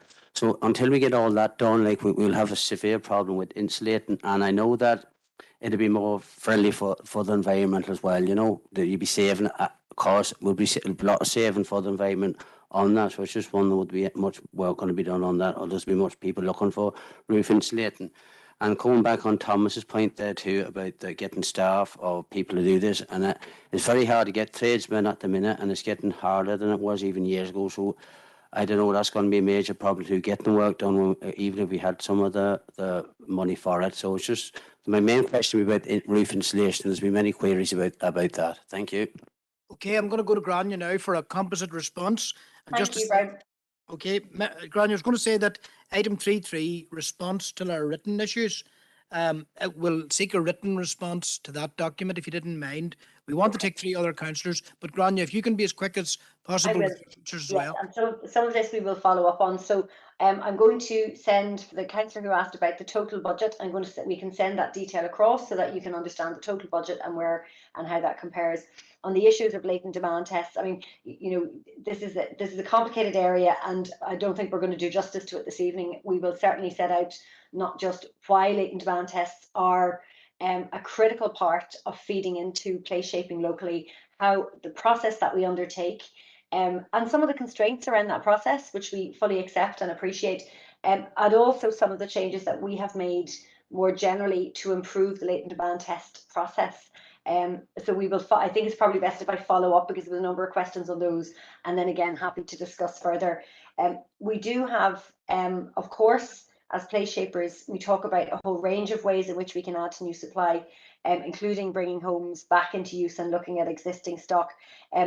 In terms of as a landlord, in terms of our own stock, again, to go back to the point I made earlier, we would like to be in a position where we can to acquire stock that may be available, for example, in housing executive estates, and we're discussing that with the department. There will be a value for money test applied to that, because once we purchase a home, there's an investment requirement with that home. More generally, we're not the policy making authority in Northern Ireland, so you know, bringing homes back into use more generally is definitely an issue for the Department for Communities, but I'm sure we'd be happy to be part of that conversation. And on the issue of insulation, Andy, you might just want to come in briefly in terms of our role in terms of insulation and how we undertake that as part of our wider programme. Yes, on the loft insulation, we upgrade loft insulation to the building reg standard whenever we're doing heating schemes. So that's probably around about 4,000, 4,500 properties each year. Moving forward, yes, we would like to increase loft insulation in our properties. Insulation, whether it's loft, cavity wall, external wall, or whatever, is the key to energy efficiency of our properties to retain heat as much as possible. But at the minute, that's the action that we undertake during the heating schemes. Where it's required to bring it up to building reg standard, we will do that as part of those schemes. And I should probably, I don't want anyone to think I was glossing over any of the questions in relation to delivery of the planned maintenance programme. Just to be clear, you know, our ambition in most years is to invest about £200 million in our stock. Last year, that is the largest amount of investment that we have undertaken and delivered since 2007, 2008. So somebody mentioned earlier ambition. The Housing Executive is not wanting an ambition in maintaining and investing in its tenants' homes. That is why we all go to work every day. I totally take the point that when you're living locally and you're seeing changes to schemes, that is deeply frustrating. It is also deeply frustrating for our local teams, and I've every sympathy and thanks to Helen and her team, because it is often the local team that has to sometimes deliver the bad news that a scheme is delayed. But there's no lack of learning attitude. We constantly look at how could we have tendered differently? What can we learn about that contract? What can we learn about that contractor and how we work with that contractor? But when you've got £200 million worth of delivery and you've got 130 contracts across that delivery, and each of those contracts are exposed in different ways to economic conditions, and they're all delivering different things with different cost pressures. This is an explanation rather than an excuse, but there's no lack of ambition on our part, and we certainly do have our tenants front and centre. But I absolutely understand it is frustrating locally when schemes are not delivered, and I don't want in any way to give the impression that we're ignoring that. I'm trying to, I suppose, provide an overview, as there's a level of complexity here too. Okay, unfortunately, we're dealing with a problem of time, but I know that Councillor Green and others will be very anxious to get specific answers to budgetary matters and to the rural critique of the latent demand process. You know, I can understand what he's saying of other experiences of that, where crowded public meetings lead to an assessment by Housing Executive that there isn't any demand in this area. But anyway, that's that. John Coyle, Dana Armstrong and Debbie Coyle, all councillors. Going to go to you first, Councillor Coyle. Thank you, Chair. Thanks, Grania and all. I'll not rehash windows. I have constituents with the same problem, so it's not easy for them. My question is around refuges, you know, for people that are getting out of house, you know, women, domestic violence, everything else like that there. I know it is sent to a housing association, but in Fermanagh and in Omagh, I don't think the refuges are, you know, have had major investment in the last number of years. And I'm asking if you can't give me an update now, but could you give us a written update, and what is the plans for both in Fermanagh and Omagh's refuges? Thank you. Thank you. Councillor Armstrong. Thank you, Chair, and good evening to the team. Thank you for being here and for the presentation. My question really is, it may be too specific maybe for this evening, but it's about the Supporting People programme and the success of Housing Executive working with the Western Trust in regard to Rossari Grove, young persons accommodation seeking a new service provider. And I just wonder if there is an update on that, please. That the service provider has indicated that they will no longer run Rossari Grove from the end of March this year. So I know that interim measures have been in place, but just asking for some information, if it's not readily available, if that could be followed up, please. Thank you, Chair. Thank you. And finally, Councillor Debbie Coyle. Hello, can you hear me okay? Yeah. Can indeed. Yeah. Okay, thank you. And mine's very similar. It actually ties in with the last two councillors, because it's all about the funding from supporting people. And I do notice in the report that there's been a reduction in money put by for the Supporting People programme for year 22-23, and I wonder what it is for 23-24. And I have been led to believe that that the housing executive are no longer financing buildings that belong to the trust. So that would kind of tie in with Women's Aid as well as the likes of Clare House, and that is the question on the next part. So I don't mind if I don't mind a written response, but I just want to let you know where the Clare House questions come from, and that'll also tie in with Rossari House as well, because it's all coming from supporting people funding. But I'm very concerned that if there's going to be a change, that the funding for that, everything's gone up, but the funding for supporting people programs is actually coming down, and that's very worrying when you do come to like the likes of Rossari House for Women's Aid, and but in particular my main concern at the minute is what's going to happen with Clare House, and that is financed properly to keep those people in their homes.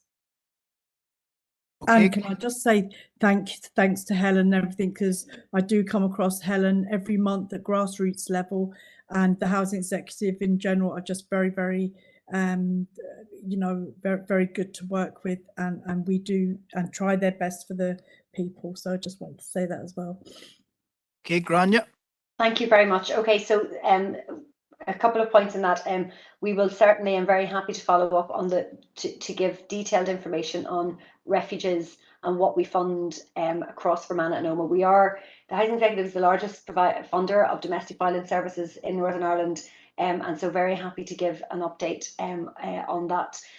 Alistair's here on supporting people, and I am actually aware of developments in relation to some of the planning locally on Rossari House, and can also cover the wider point on supporting people and funding. And just again to reiterate, we supporting people funding has been a £72.8 million programme across Northern Ireland. We successfully, with the department, bid for additional funding for this year. This will be the first increase to supporting people funding in a number of years, and we're very, very pleased to have received that through the Department for Community. So there is a better news story at the end of this, but I'll hand over to Alistair for more of the detail. Okay, thank you, Grania. So the Supporting People programme has got a 5.86% uplift in this financial year. So we have just recently paid out, I think, 5.2 million into the sector on the 14th of February. So we're delighted that I've been able to increase the funding to the programme, and are really hopeful that we will be able to secure funding, additional funding in the future for our services. With regards to Rossari Grove, we are in contact with an accredited SP provider, and are moving in the right direction with regards to securing the services. I'm very keen to update on that when we have a final position, but that's, I say, is very definitely moving in the right direction. Clare House, the funding to Clare House, through the Supporting People funding to Clare House, has just gone up from I think 139,000 to 147,000 in this financial year. So we are pleased again just to be able to maintain that and increase that level of funding.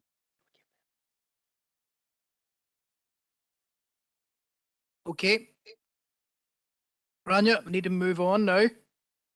And members, so obviously I'm looking around. Members, you do appreciate it's 25 to 9, and we've scheduled in DFI roads from 8:30 onwards. But just Grania, in particular, the homelessness strategy, what way would you propose to deal with this? I am mindful that, to be very fair to Councillor Stephen Donnelly, he did indicate that he would like to make a spoken contribution on that. If we have time, if we decide that we're going to spend the next 8 or 9 minutes dealing with this matter, I would suggest 5 minutes on the presentation, and I would allow Councillor Stephen Donnelly a response, and then would move into the DFI road section of the meeting, even though that's running a bit late for the DFI team. Apologies for that. But Grania, will we move to a 5-minute presentation, please, on homelessness? I'm sure my colleague Catherine can think on her feet and take a larger presentation and turn it into 5 minutes. I'll hand immediately over to Catherine on that basis. Catherine, over to you. Thank you. Thanks, Grania. Thanks, Chair. No pressure at all trying to squash my 10-minute presentation into 5, so we'll do my very best. Let me just share my screen, and hopefully this comes up for you. Okay.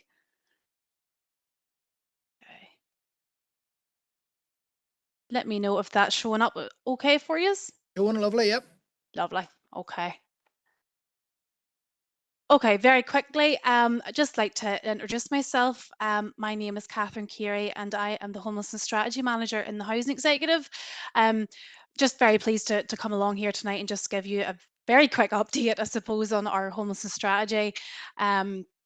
So I just kind of want to just say as well that we are very much in the first year of our new homelessness strategy. So I kind of just wanted to touch on the guiding principles and also how our homelessness strategy impacts on the work carried out by our homelessness local area group here in the Fermanagh and Omagh area as well.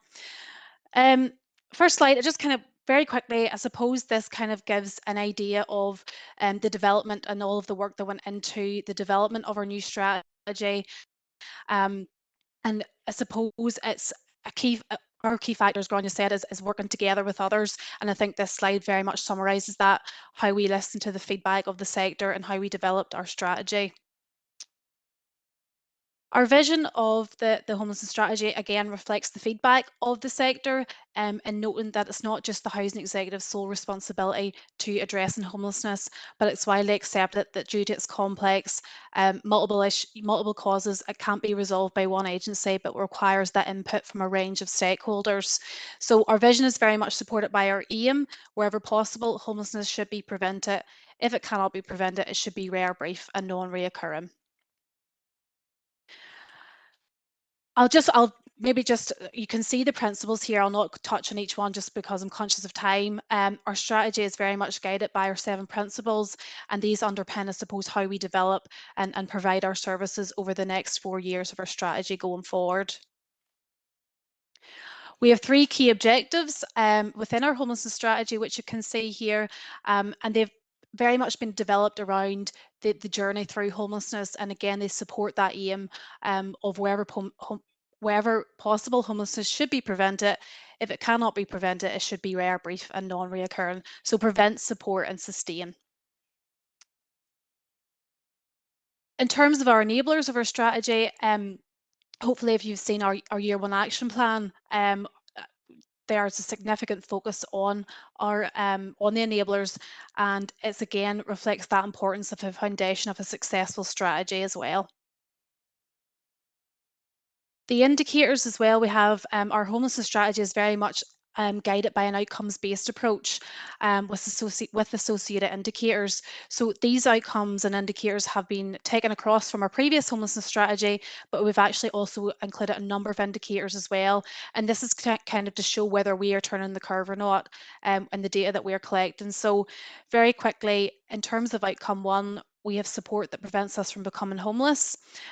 We added a number of 2 indicators into this, where we added the number of households accepted by the housing executive as statutorily homeless and the number of cases recorded as homelessness prevention. In terms of outcome 2, we live in suitable homes. We have added the new indicator of number of households placed into temporary accommodation. In outcome 3, we have the support we require to access and or sustain a home, and the new indicator there is the number of applicants presented to the housing executive recorded as experiencing chronic homelessness. Just very quickly on our year 1 action plan, as you know, again, we're still in as I've said, we're still in the first year of our homelessness strategy, so we are working through and delivering our year 1 action plan. Our year 1 action plan contains 44 actions, and I just listed a couple of actions there that we have been delivering over the course of the year, just to give you a kind of flavour of what's been involved, but I'll not, again, conscious of time, I'll not go into each one of those which I've listed. More importantly, I kind of want to touch very quickly on the homelessness local area group. As you may know, we have a homelessness local area group in the Fermanagh and Omagh area, and the group itself is chaired by Helen Hicks, our local area manager, and facilitated alongside ourselves in the homelessness strategy team. And the group supports the delivery of our homelessness strategy, and it's important that we make sure that we are ensuring that our strategy works, that the objectives, the actions, they work for the needs of the local area in Fermanagh and Omagh. And the groups are very much about bringing together a range of agencies to work towards addressing and preventing homelessness in the Fermanagh and Omagh area. The group meets quarterly to discuss issues, listen to the views and needs of the local agencies, needs of the local people. And again, it's about ourselves and the local agencies coming together to talk about, to address those local issues and try and come up with those practical solutions as well. The group consists of representation from local organisations in the statutory, community and voluntary sector. And there's links as well to the Fermanagh Noma District Council community planning, as there's a specific action there and working in partnership to prevent homelessness. It's also very important to raise awareness of homelessness in the local area, and that's another key aspect of the group. And again, it's very important in terms of homelessness prevention. And it's important that the local people, local areas, local communities are very much aware of the nature of homelessness, the circumstances that can lead to it, and how you can seek that local support that's available as well. And the group is always there making sure there's signposts and there's advice available to the local groups and to the local people on who to contact and what support is available to them as well. And just finally, the group very much, complements referral pathways as well between services. So if there is any new projects, any new services, any support networks in the area, Helen and the local team are very good at making sure that the organisation, that service is represented on the group, and they're there ensuring that they're sharing all their information in terms of what the service provides, how to contact the service, how local agencies, individuals can avail of the service, refer into it, and again, just developing and creating those local relationships as well. The group is very good, is there to help deliver our vision of ending homelessness together, as we need to be able to work together to be able to prevent homelessness in the local area. Again, Helen and the team have been very good at engaging with key partners to get the right people around the table to discuss local issues, specifically, I suppose, health as well, or health partners to help address difficulties around challenges around addictions and mental health and so on. Improved homelessness data. So from the 7th of January this year, we have started to collect data around chronic homelessness as well, and Helen played a lead role in the Chronic Homelessness Action Plan and all of the work that was involved in that at the time as well. There was work around the chronic homelessness indicators in the action plan with the local area groups at the time. So just I suppose out of interest from collecting this data, it'll help us to understand the scale of chronic homelessness, not only across Northern Ireland, but also in the Fermanagh Noma area, and help us to identify any potential service gaps and give us that evidence base for any current or future service provision in the local area as well going forward. Finally, just in terms of Homelessness Awareness Week, the local area team themselves, they reflected the theme of Homelessness Awareness Week back in December by having that conversation with those who've lived experience about the reality of homelessness in Fermanagh and Noma. The team also had organised two drop-in public events in Oma and Enniskillen, and it was attended by a range of our partners who also sit in the homelessness local area group as well. And they were there to offer the public any advice or information around homelessness associated issues such as debt issues, relationship breakdowns, support for young people and so on. And during both of those events, those conversations with individuals with lived experience and frontline workers from across the homelessness sector were played during both of those events as well. So it was really excellent. It was a really important event that took place, and again, the importance of raising awareness of homelessness, as we know it's key to homelessness prevention. And I know that the group are very keen to continue doing something, raising awareness and form of events going forward as well. So listen, I just want to say thank you very much for the opportunity to come along tonight and give you an update on our strategy, and just thank you to our partners as well in the Fermanagh and Noma area for working together with us, and we look forward to continue to work with you over the next couple of years of the strategy as well. So thank you very much. Well done, Catherine, and apologies to you for the forced brevity, but we're going to... No problem. Councillor Donnelly. Thank you very much, Chair, and can I thank Catherine for that presentation. It was very much appreciated. And I suppose just to say, I appreciate that, as touched on in the presentation, that the new strategy does focus on prevention in particular, and moving beyond an exclusive focus on the traditional bricks and mortar. But I do wish to focus this evening just on the temporary accommodation side, as well as indeed the issue of responsiveness.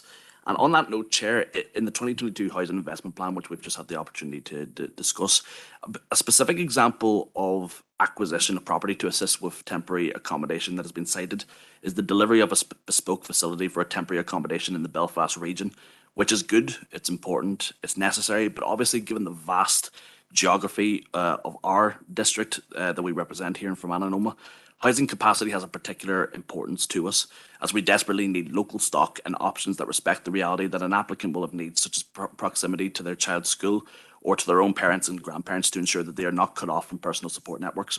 And particularly in the context of homelessness risk that arises from situations such as relationship breakdown, domestic violence and mental trauma, there is a need to ensure not just appropriate stock availability, but urgency in the response. And I would like to centre my question on that particular matter. One of the principles cited in the presentation as guiding the new strategy is responsiveness. And obviously, in many of the urgent circumstances that I've just identified, supply is not merely important, but urgent responsiveness as well. And I would just like to ask very quickly on what steps have been taken to improve responsiveness in that particular regard. Okay. And Catherine, do you want to respond to that, or Grania? Maybe, do you mind if I respond? Sorry, Grania. Of course. No, well, I suppose in terms of temporary accommodation, like we do, when somebody comes to us and presents as homeless, and we have a duty to provide them with temporary accommodation, is something we try to do at a local level. I know that at present we have 123 families in temporary accommodation, and this has increased significantly. For example, in 2021, we had 45 units of temporary accommodation, and now it's well over 100 units. So you can see how the demand has increased, and we try to meet that demand. Even though there is greater need within the community, there's greater pressure in the private rented sector as more and more people are seeking housing, as you have outlined tonight. Then you know that there is a demand for housing within Fermanagh. But there is occasions when we have to house people outside the Ormond Fermanagh area on a short-term basis, but we intend to bring them back as soon as we can, because we know the importance and recognise the importance of keeping people local, so they're close to their family and close to local support. So it's something that we endeavour to do, as much as we can. And we do explain to people the situation, and if they can stay temporarily with maybe family and friends until we can source the temporary accommodation. But something that we're always working on, and we're always trying to gain more temporary accommodation. The regional person was down today viewing more temporary accommodation to put on our bed bureau. So something that we're actively seeking all the time is to increase the temporary accommodation provision in the southwest area. Okay, thank you, Helen, for that intervention. And thanks, Stephen and Catherine, for that preliminary discussion. I can see us maybe having a specific, maybe informal meeting on the homelessness strategy later, later in a small number of months. We could be coming back to you, Catherine or Grania, for that request. That's fine, of course, very happy to. Yeah, and thank you, Grania, and your team. As we conclude this part of the meeting, it overran, but there's a significant interest in housing, as there will be a significant interest in roads in the next part of our meeting. So thank you to the Housing Executive team. Thanks very much. Thank you. Okay. Thank you. Thank you. Members will pause for a moment, just take a minute, and then we'll welcome our DFI Roads delegation, who will be presenting to us.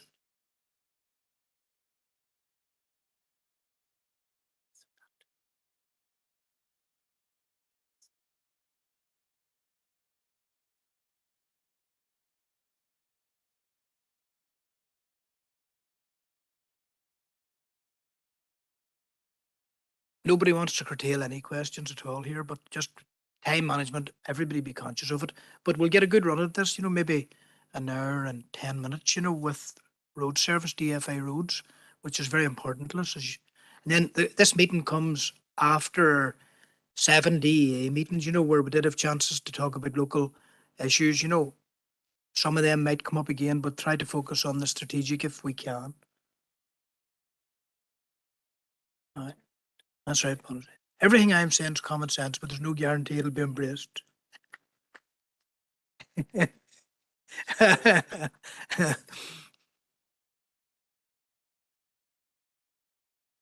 Henry Plester Water Service. Do you remember Henry Plester Water Service? He asked me to be strategic one time, and I talked about a problem the far side of Bennyafrahan.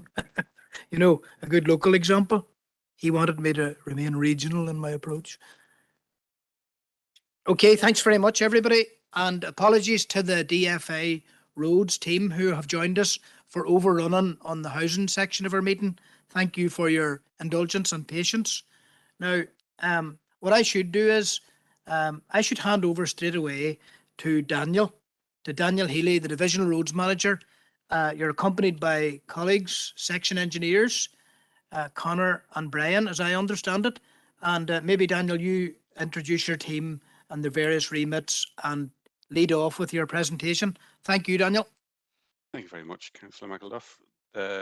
We all came on a little bit early there, just in case things tied up a little bit earlier there with the housing executive. And I have to say, I found it fascinating just listening in there and considering the broad remit this group has. So we'll go back to focusing on what we deliver here in DFI Roads. But as I say, I found that fascinating. You might find the next bit more fascinating. Well, Daniel. I'm sure there'll be plenty of questions, but what I'll do is I'll take a quick run through just summarising the report, and obviously my colleagues, the section engineers for Fermanagh and Omagh here, Brian Stewart and Conor Granger, will back me up if there's any issues or any details that I'm lacking on. Okay, so I'm delighted to have this opportunity to actually make this presentation to Council, covering the works completed in Fermanagh and Omagh in 21-22, and also looking forward to the works that we've carried out or intend to carry out during the current financial year. I'm sure you appreciate that due to the lateness of the report that many of the schemes that I'll probably touch on here are actually probably already constructed or due to be constructed in the current year. I've had the pleasure of meeting a number of you or corresponding with you over the past 9 months. I've been in post as Divisional Roads Manager here in Western Division.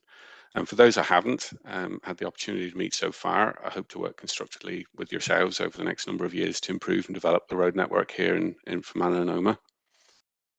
As you can appreciate, the delivery of services for Fermanagh and Omagh in the last year and extending into this year have been impacted by a number of fairly unique circumstances, including the back end of the COVID pandemic, our contract procurement challenges and budgetary uncertainty at the start of the year there. Our staff and contractors have developed new working practices to manage the impact of COVID restrictions during 21-22, which enabled a lot of much needed road maintenance and improvement work to proceed. The easing of the COVID restrictions have allowed working practices to begin to return to normal, and I think that will speed up delivery, hopefully. Following the legal challenges to the award of the asphalt resurfacing contracts in 2021, regrettably, Fermanagh and Omagh were without replacement contracts, firstly in the Omagh area from January of that year, and then in Fermanagh from November of 2021. However, the department has developed a new interim procurement strategy for resurfacing contracts. A new asphalt contract in the Omagh area was successfully awarded in June of 2022. And the contract for Fermanagh is programmed to be awarded by the end of this month. Obviously, as a consequence, there's been a delay in starting a lot of the resurfacing programs in parts of Fermanagh and Omagh, and this is disappointing for the department and for all roads users in this area, given the badly needed capital investment has been delayed.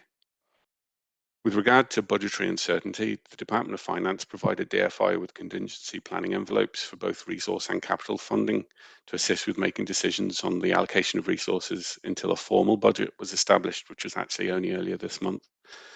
The planning envelope provided an allocation for structural maintenance activities for all of this current year, which includes resurfacing. The current year's capital funding for structural maintenance is similar to previous year's initial allocation of around £80 million. This level of investment is welcomed and helps towards the £143 million reported in the 2019 Northern Ireland Audit Office report, which is required to annually maintain the current condition of our road network Unfortunately, with no assembly, there's unlikely to be significant additional allocations in the current year. And hopefully, if we can get up and running, as is potentially reported in the news, that will be resolved in the coming year. So just looking back at 21-22, some of the larger schemes are strategic route improvement schemes, including the A5, which obviously has a major impact on significant proportions of Fermanagh and Omagh here. The A5 Western Transport Corridor continues its progress through the statutory processes. In December, the Planning Appeals Commission requested an additional information be provided to them, and this has been sent out to consultation with a return date of the 3rd of March this year. The public inquiry will then reconvene and address the environmental statement addendum, and receipt of the PAC's final report would then pave the way for any new ministerial decision to be taken with regards to the next steps of the scheme. Subject to the successful completion of all necessary statutory processes and the environmental assessments and a decision to progress the scheme, the construction of Phase 1A could then commence.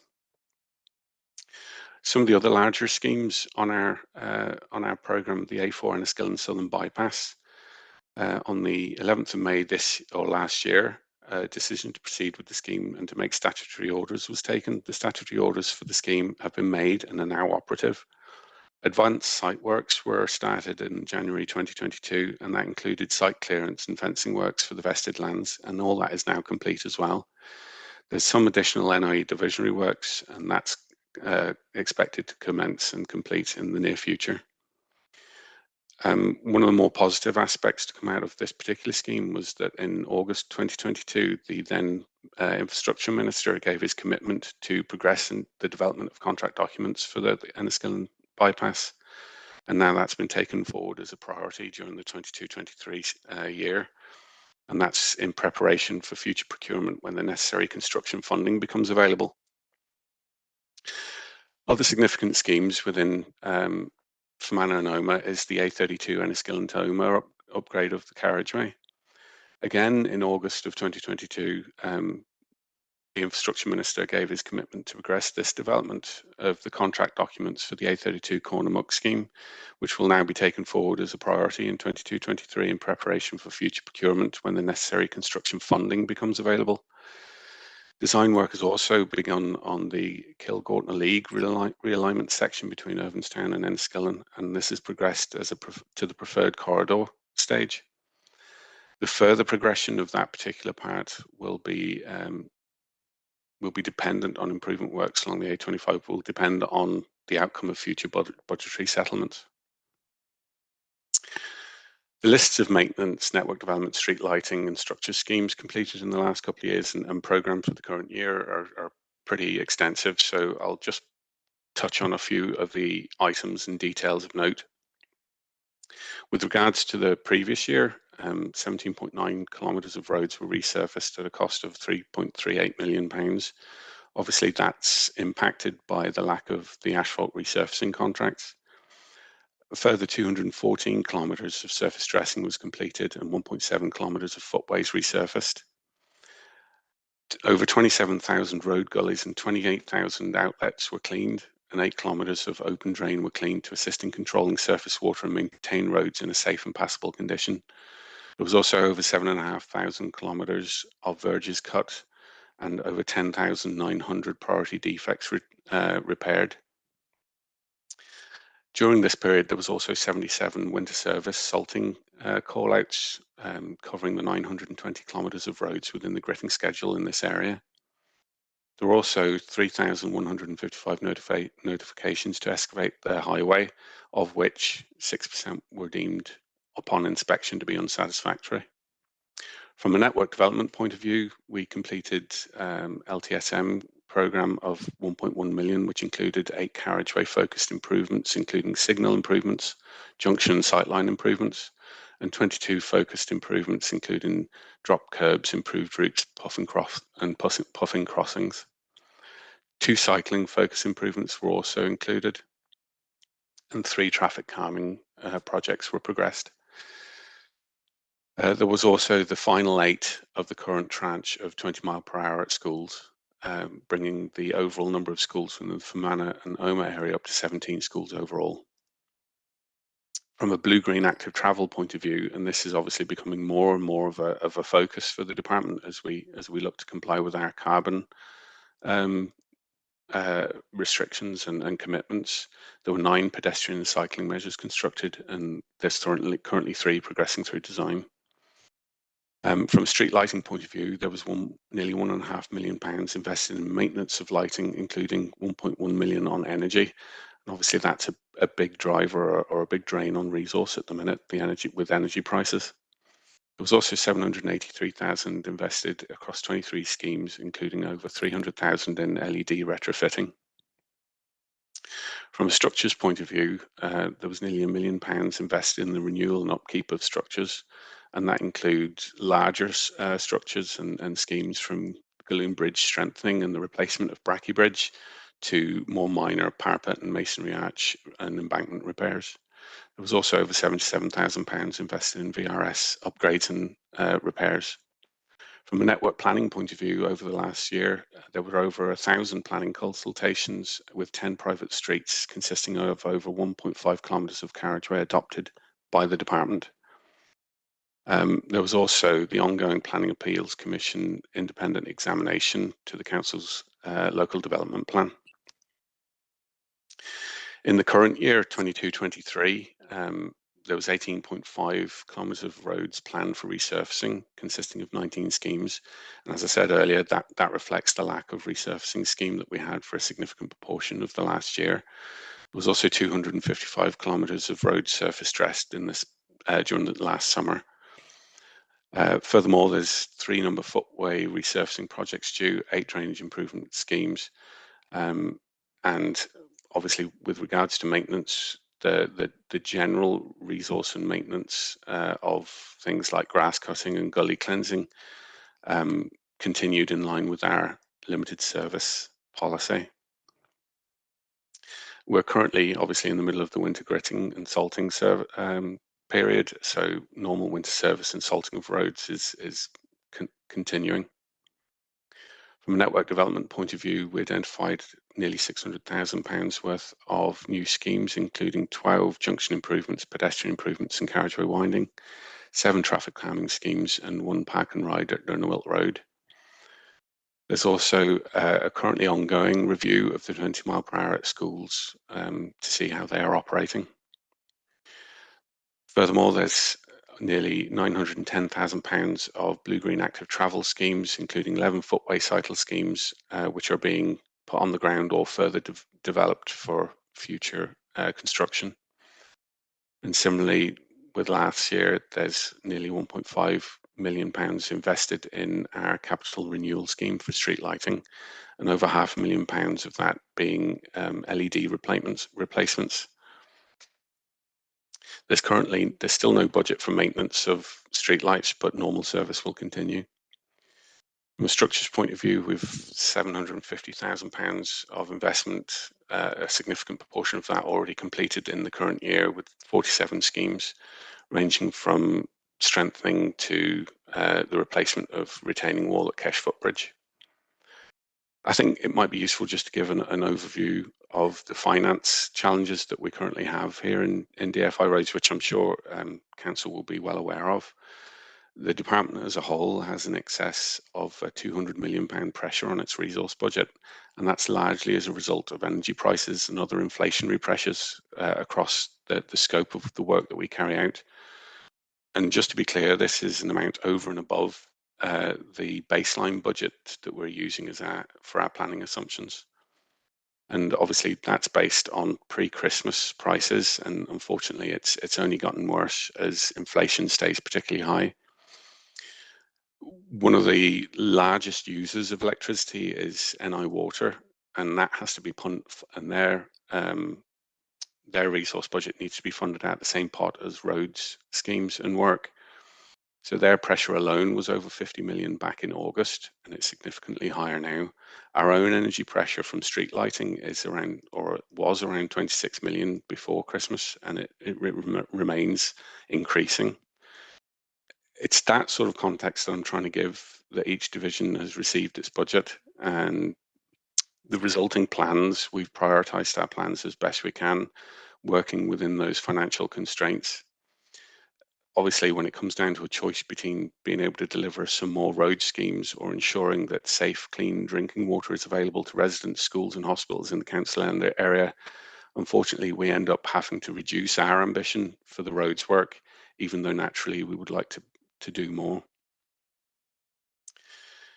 It also means at times we have to prioritise between the things that the law requires us to do and the other things that are worthy and in the public interest. But unfortunately, we just don't have the same level of compulsion or budget remaining to complete. So that was a fairly rapid run through of the report, which you've all probably had a good read of, and I'm more than happy to take questions, and any questions obviously that I can't answer here and now, we'll take those away with us, and we'll get back to you as soon as we can. Okay, thanks, Daniel.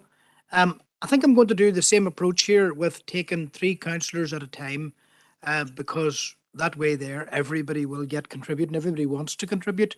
But again, at the outset, Daniel, can I thank you and your office? Again, I have a good experience of contacting your office. Deirdre is very responsive on your behalf, and I would like to thank you for that. And we're in contact a lot as individual councillors with the section engineers, you know, and the engineers across various disciplines. We're very appreciative of the ongoing cooperation too. Sometimes we want more engagement, but we'll hear about that in the course of the meeting. So with that, I'm going to go to Councillor Seamus Green first, then Emmett McAleer, and then back to the chamber till Rosemary Barton. Thank you, Chair, and thanks, Daniel, for the presentation. Before I start, I want to compliment Daniel on getting back to me anytime that I get onto tell him about an issue, which is quite often. So thanks for that.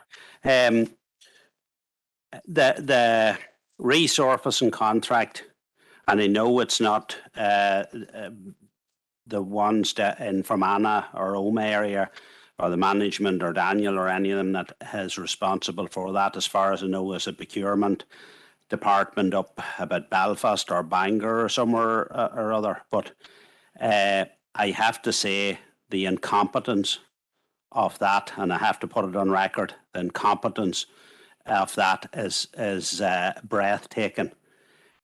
Contracts should be ready to be rolled on from when they end. The one in Fermanagh, I believe, Daniel mentioned November. I think it was September when resurfacing stopped of 2021. We're now in almost March 2023, and no resurfacing has been done because of no lack of contractor. It's absolutely shocking. That said, where did the money go that would have been spent in Fermanagh during that time? I have emailed Daniel on that and requested that. Was it ring fenced? If so, I would presume it'd be starting to be rolled out now. If not, where did it go? Another couple of things around the winter the winter pressures. Grit piles, I know in the Air and East area still hasn't been finished, been rolled out. Now, I can imagine somebody coming with a lorry in July and putting the last ones down, because that's the way it seems to be going. There was none put down before Christmas in our area.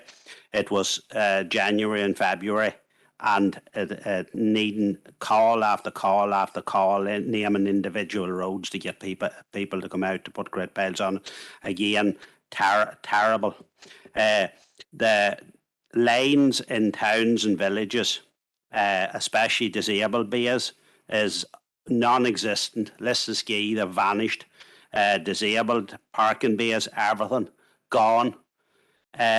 Not a sign of a lorry coming out to redo the lanes. It's years upon years, maybe decades from they've been done before. When one of the frustrating things then, when councillors put faults up on potholes and other road defects up on the system, they tend to fall off it, some of them, never to be seen again until the councillor puts them back up again. Road signs in rural areas, again, non-existent, not been replaced, nothing. shock and stuff, rural areas of Fermanagh and Omagh have been abandoned as far as road signs is concerned. Final point. Final point, Castle Lane, Liston Ski, even though it wasn't my final point, but it will be my final point now. Castle Lane, Liston Ski has been promised for, I don't know, many years now of being resurfaced, and I would like a start date on that if possible. Thank you, Seamus. Go to Councillor McAleer. Emmett. Grandmogget, Carlock, yeah, and thank you for the presentation there, Daniel. As you said, we've read through the report, and I suppose recently we had our individual DEA meeting, so I'm not going to rehash what we ran through during the course of that. What I would do is start off on a positive note and commend, I suppose, the work that has been completed, noted within the report, and again I did note it at the meeting, such as stuff that I'd reported, like defects on the Mullaghdo Road. I know the Creggan Road at Carrickmore is something that's been worked on at present. Out by the Gap Ballroom, there was a nasty pothole there which has been taken care of. And I note again within the report, particularly the signage, the traffic signage is coming to both Berra and Gorton within my own DA, and I would praise the efforts and the work of Tracy Bratton within your department and your office there, who's been very, very good in getting work done as it's been reported to her. Obviously, a big one out my way as well is the traffic calming measures which have been completed in Greencastle, and that's a very welcome sight in terms of the safety at our local primary school there. Something that I did raise within the DA meeting that I am going to touch on, purely because it was suggested that there may be the potential for alternative or additional funding out with the standard Potter allowance that DFI roads are given, is for surface works on the main Omagh-Cookstown Road, which, as you would know, is the main east-west transport corridor within the county of Tyrone, and runs obviously from the county town of Omagh to Cookstown.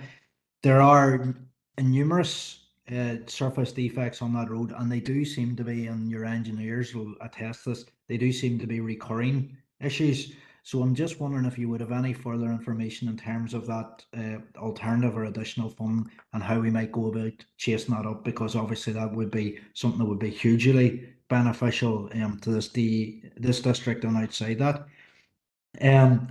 If I could as well raise an issue, and this is one the chair himself will be aware of, and indeed others. The Drumrah Road car park at the bus station in Omagh is one that we've mentioned before in terms of, I suppose, the parking facilities at it. But on an alternative but related note to that, there are a number of spaces which are completely inaccessible and have been for quite some time, nearly since the Oasis Plaza was completed actually, due to metal fencing, which is blocking them off and making them completely inaccessible. So I'm wondering, is there a timeline on when that metal fencing is going to be removed from those number of spaces, or if there's additional work that needs to be carried out in relation to that? And finally, my last question here that I have at the minute is, I had previously reported lights being out at Gortnagarn Bridge. A constituent had raised that with me.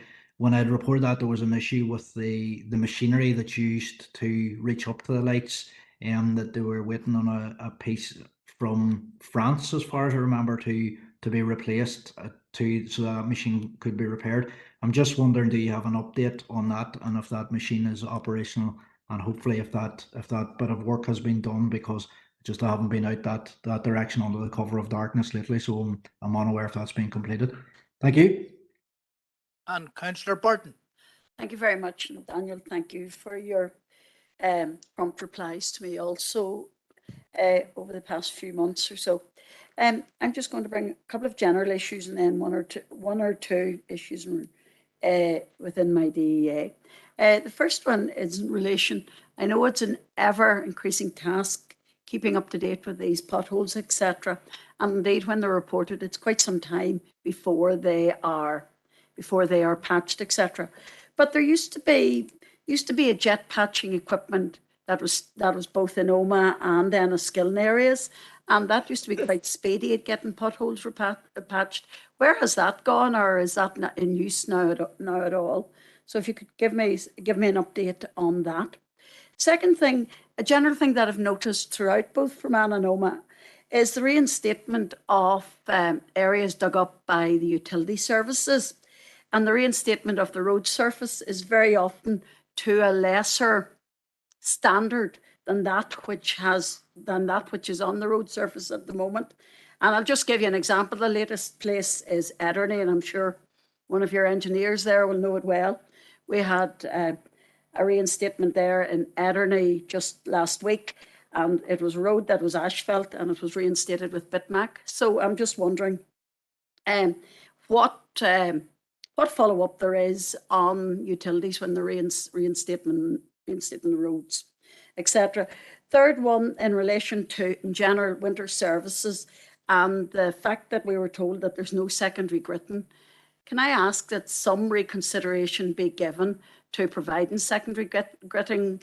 Because there are many folk in rural areas that are totally isolated, and for example, they can't get their meal, foodstuffs, etc. for animals into their farms, and then they can't get the produce away from their farms, and families feel isolated in relation to attending school and getting out of their homes, etc.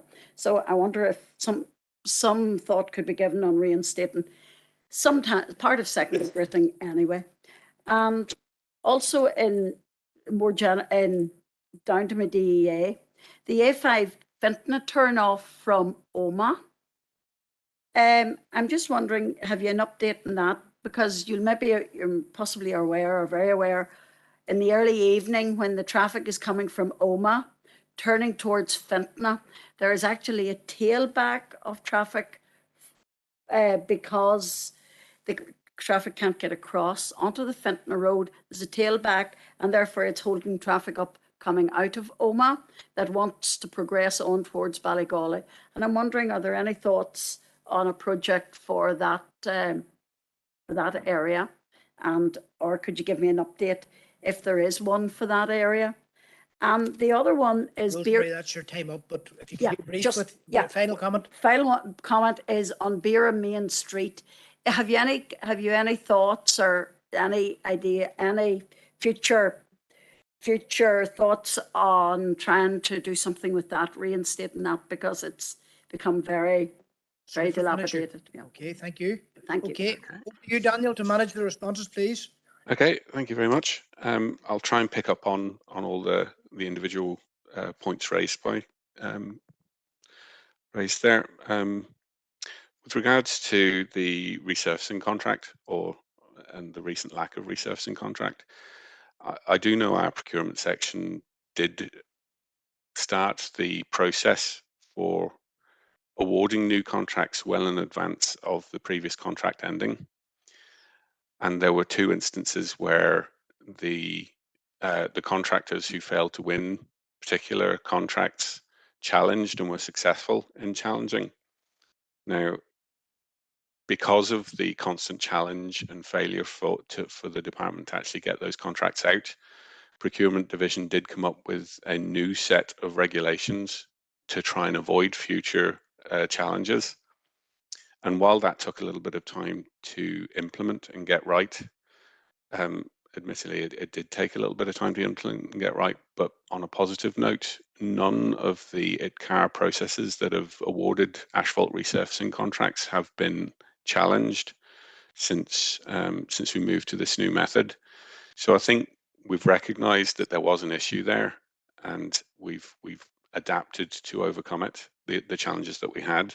Although I totally accept the criticism of the department that the time lapse between some contracts ending and the new contracts being awarded has meant that it's been to the detriment of areas. And in those areas, to answer another point about where the money is and where we're moving with regards to the area in Fermanagh and Omagh that didn't have a contract for a period, generally the way that we apportion funding is on roads that have the highest priority or the most defects. So if due to the lack of resurfacing contracts over the last 12 to 18 months in the Fermanagh and Omagh area, there are a number of roads that are sufficiently high priority, then Fermanagh and Omagh will receive increased funding. for resurfacing. What I would say is that the resource funding and maintenance repairs to localized repairs have been ongoing during that period. It was just the larger asphalting schemes that unfortunately were delayed. The grit piles, with regards to the grit piles, the same squads that replenish the grit piles carry out the resurfacing or the patching work and also the winter service work. So when the grit piles are used up, what generally happens is there is a delay in getting, because we just don't have the resources, especially if there's further potholes to be repaired or further winter weather, to go around and replenish those grit piles. All I can assure you is that with the resources we have, we try to get around as many of them as possible. And certainly if there were more wintry weather upcoming, then the efforts would be focused more on getting the grit piles replenished than repairing potholes, and that's just the balancing act that we have to carry out with regards to those. The lines on bays and white lining in general, I would accept that our funding has struggled to keep up with the deterioration of the white lines across just all areas, but we do have a program and we're working through it to address the worst priority first and move through them. Now, I accept that perhaps it's not as quick as the local residents would like us to move through, but we will get there. We will get to them.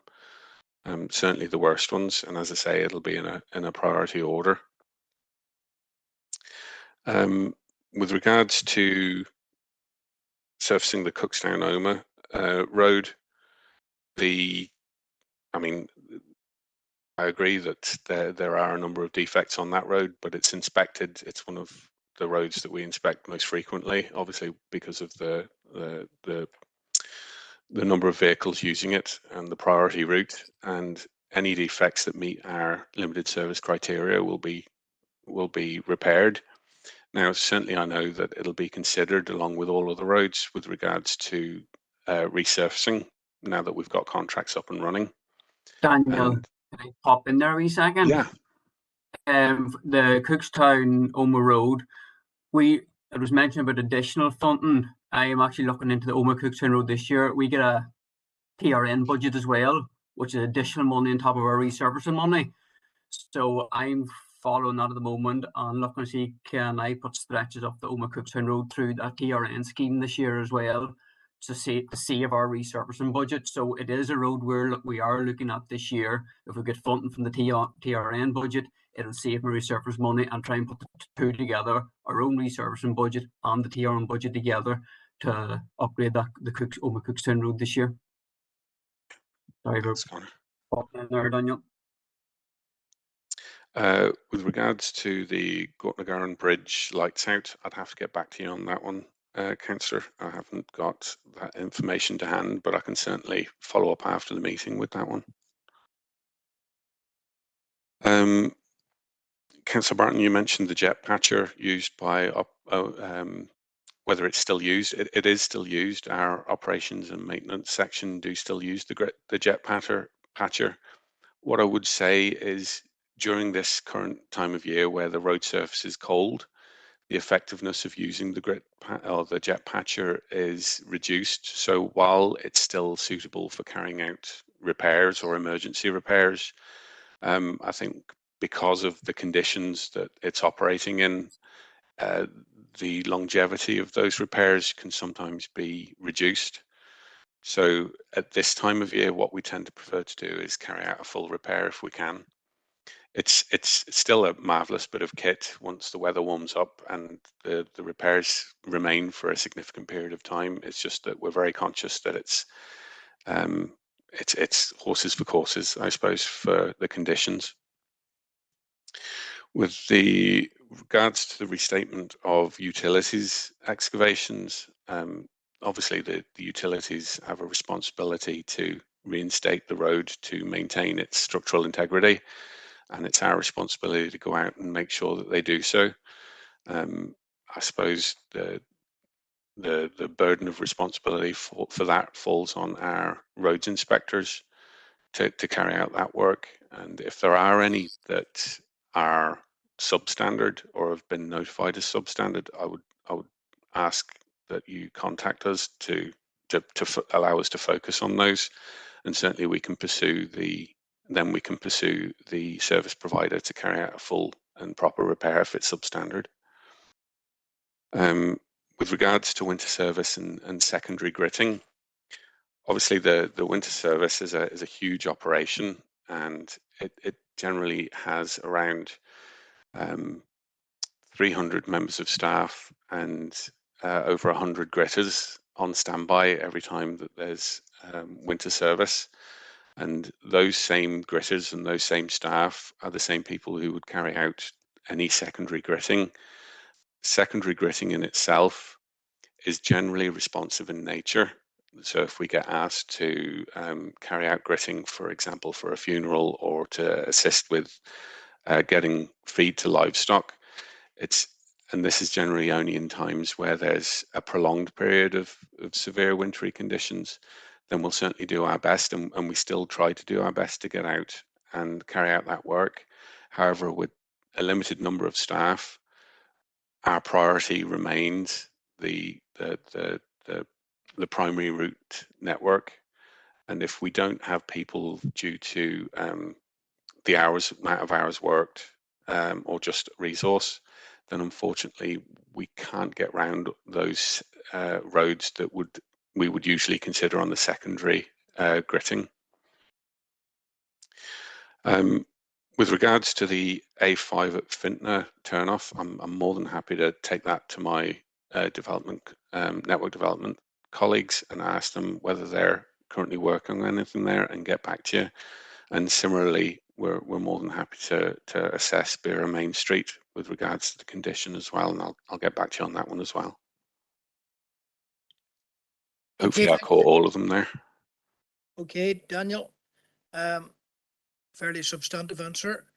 And we're going to move now to the next set of three councillors. It'll be Councillor Josephine Deehan, followed by Councillor Matthew Bell, and then Councillor Eamon Keenan.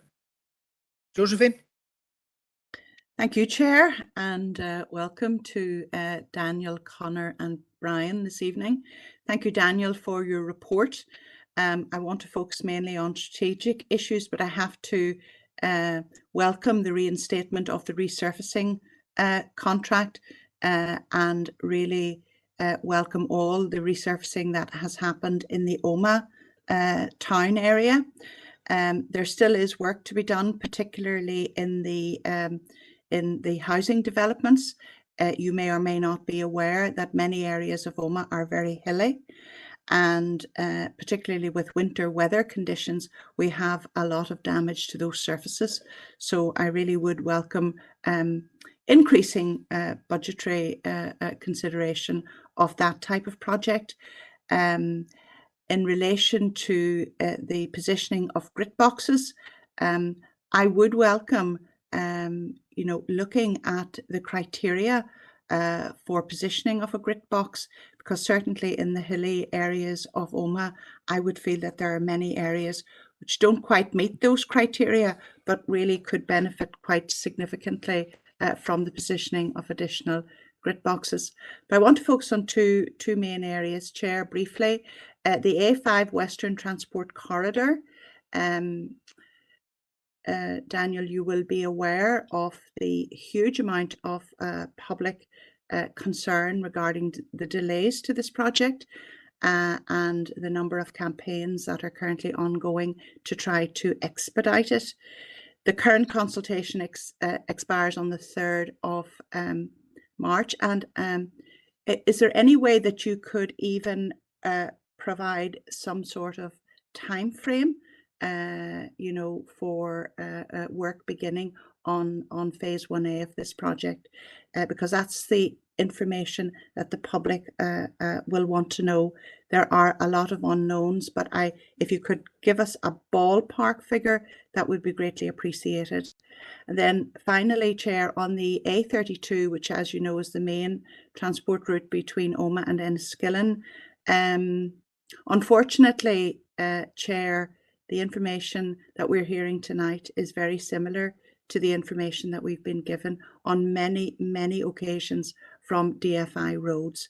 In other words, the scheme at Cornamuck is shovel ready to go. Kilgortna League, nearing completion, but budgetary constraints prevent progress on these areas. This is a matter of urgency, I think, Chair.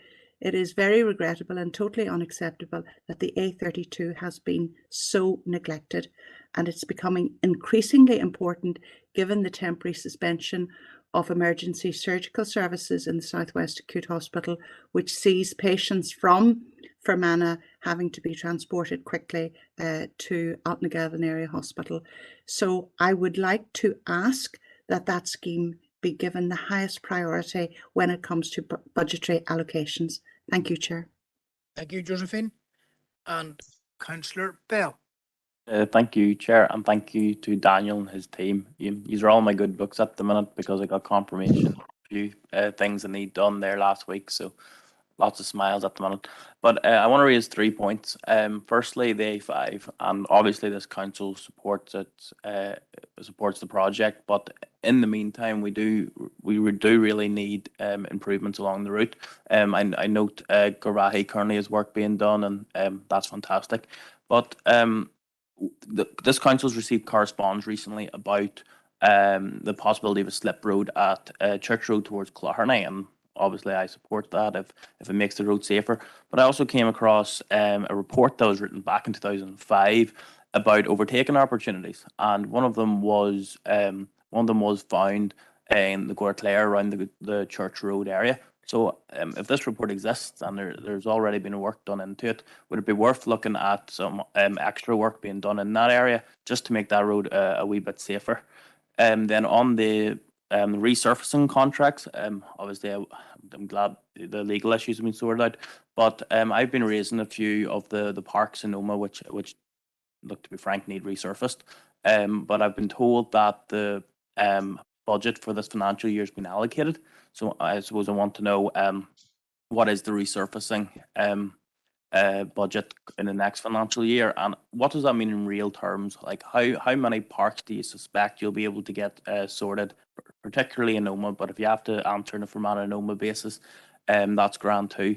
And then Councillor Deehan touched on it, and I suppose regarding the grit boxing policy at our DA meeting, I believe all the councillors who attended raised specific grit boxes they wanted installed. I know you certainly, Chair, did, and myself, and I think Councillor Thompson raised the same one.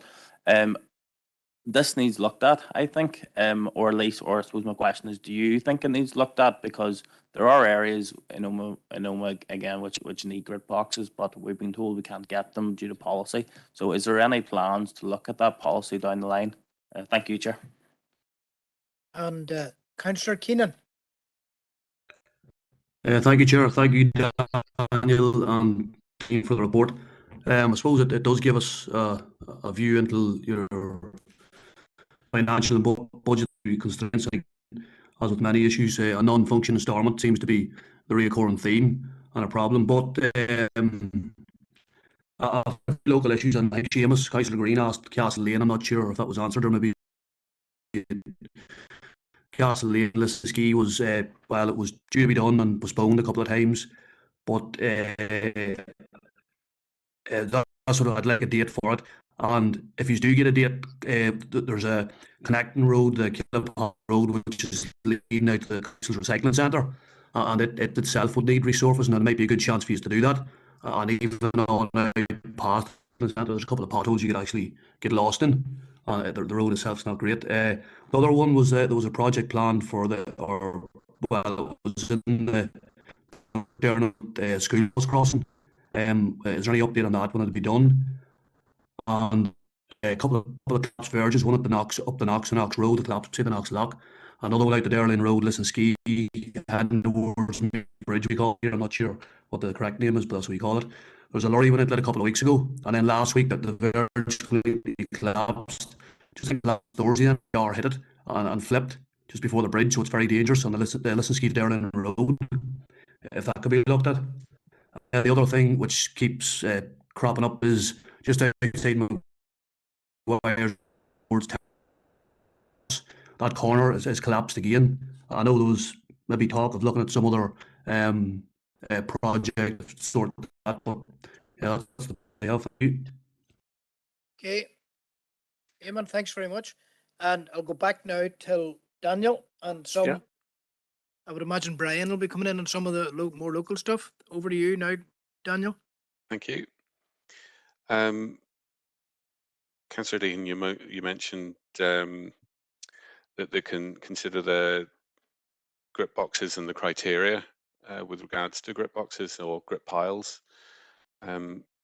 Certainly the department has a well-established policy for the provision of grip piles, and that has resulted in about 5,500 salt bins and over 58,000 grip piles across Northern Ireland. I don't have at my fingertips how many there are in Fermanagh and Omagh, but it would be proportionate to that. And the problem we have is trying to balance the resources that we have against trying to keep traffic moving. And at the minute, as I explained earlier, we're stretched as it is with the grip piles that we have. Any significant change to the policy, and I'm not saying that it's not a potential, but any change to the policy increasing the number of grip piles would place a further burden on the department that we would struggle to meet. And I don't want to be in the position where we're promising or providing an initial grip pile and then not able to go around all the grip piles following multiple periods of winter weather. And we're in danger of being in that position already. So while I accept what you're saying, and we may very well look at the provision of grip piles and the policy around that, it's considering the constraints that we have with regards to budget and resource, people resource, it may be difficult for the department to move to a point that would provide grip piles in all the places that you're hoping to see them. But certainly I can take that back to our colleagues in policy and raise it with them. Daniel. Yep. Can I just pop in there again? Sorry. Yeah. I just know the figures in Omagh. We'd have up to about 4,000 grit piles, and for us to get those grit piles out prior to the season, it takes us approximately 7 to 8 weeks to get that done. And we have about 107. We do have 170 grit boxes, so it does take a lengthy time of period to get all that stuff replenished. So if you have 1 or 2 nights of heavy snow, grit boxes could be emptied in a period overnight. The grit piles are gone within a couple of days. So it is impossible for us to get all that replenished in a couple of days. So like you say, if we put out more grit boxes, more grit piles, they will not be replenished. And there was a question about the location of the grit boxes. Everybody wants grit boxes in the park, but when you go to locate them, nobody wants them at their front door. So the position of a grit box is not that straightforward. One, you need an area you can put it, so you're not obstructing anybody. But like it says, no householder wants a grit box beside their house. So the position of the grit box is just not that straightforward when you do go out your site to place them. That's it. I can help you in O'Kane Park. I'll locate a place for them in O'Kane Park if you're agreeable, Connor. But carry on, Connor and Daniel, please. Thank you, and thanks, Connor. The A5, basically at the moment, I can give you a very broad time frame, but obviously all this will be dependent on whether there is a challenge to the information produced at the public inquiry. And if there is, then similar to previous challenges, it'll further delay the delivery of this particular scheme. At the minute, we're looking at early May or early June is a realistic time frame for the reconvening of the public inquiry. Once we receive the public inquiry's final report, which we estimate hopefully to be in November of this year, then the project team we'll have to analyse the findings and present all the necessary information to the Minister for the department to allow a decision to be made on progression of the scheme. So pulling all that information together into a format that allows a decision to be made is estimated probably to take to early 2024. Should a minister not be in place, then the department will have to decide whether a decision can be taken under the EF Act. And obviously for such a massive scheme, that would be a very brave decision to make for the permanent secretary, but it's not out of the realms of possibility. Subject to this decision and the successful completion of all the related statutory processes, the environmental assessments, then construction could conceivably commence. So you're looking at mid-2024. And obviously, as I said earlier, it's subject to any further legal challenge. And I would suggest, considering the history of the scheme, then that's likely to happen. It all depends on how quickly or how relevant the lead of the public inquiry finds that. The A32, I appreciate, despite only being in post for 9 months, I say only 9 months, I can't keep using that.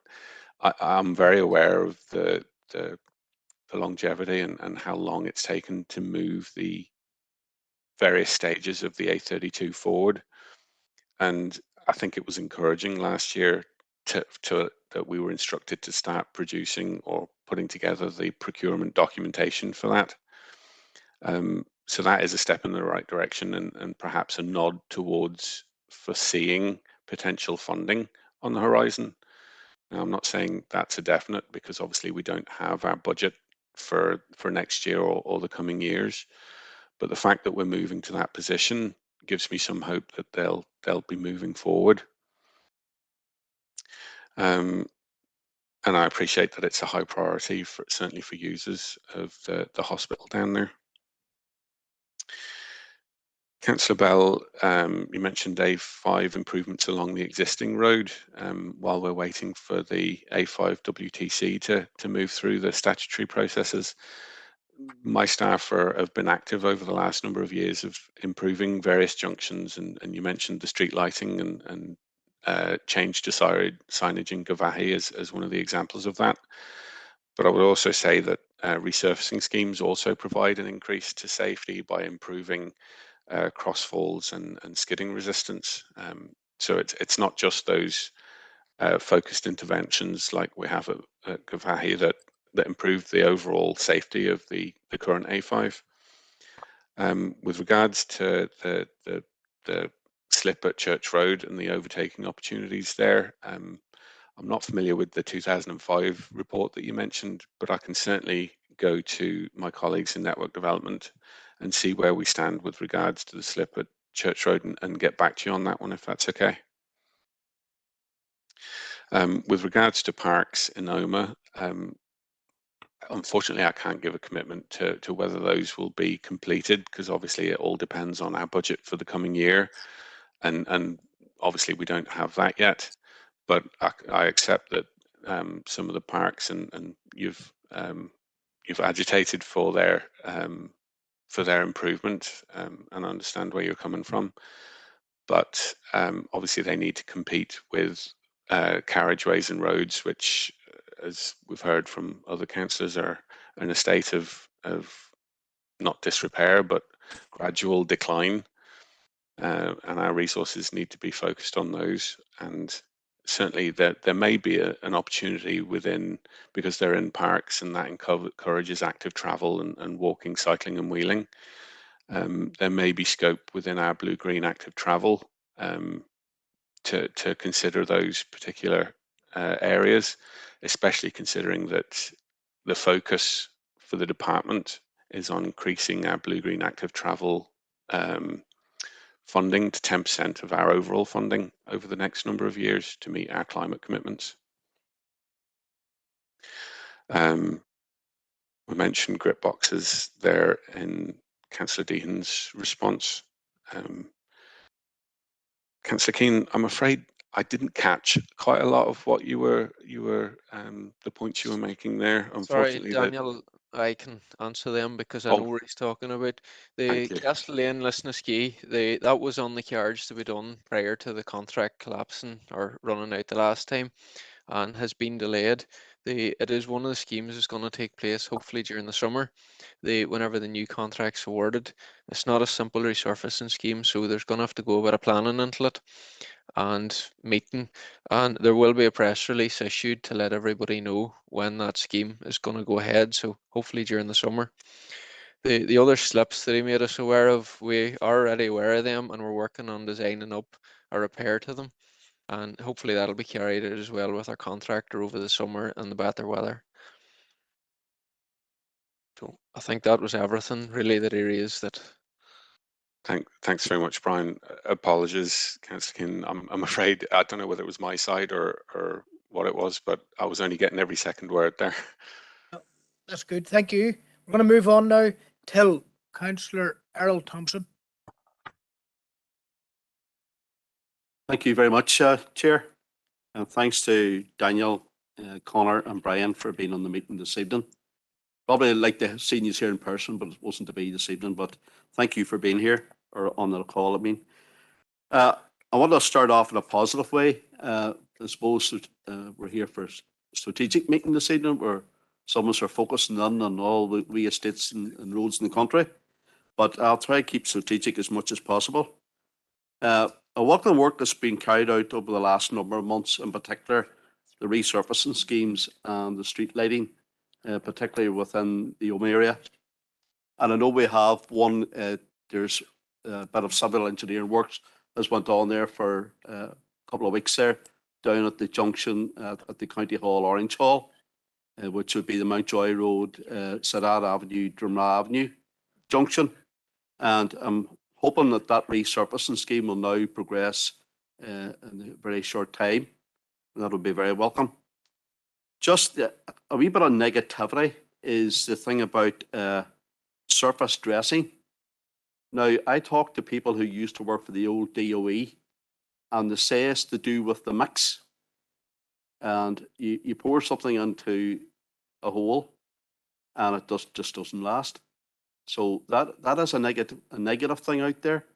I'm assuming it's a negative thing right across this district.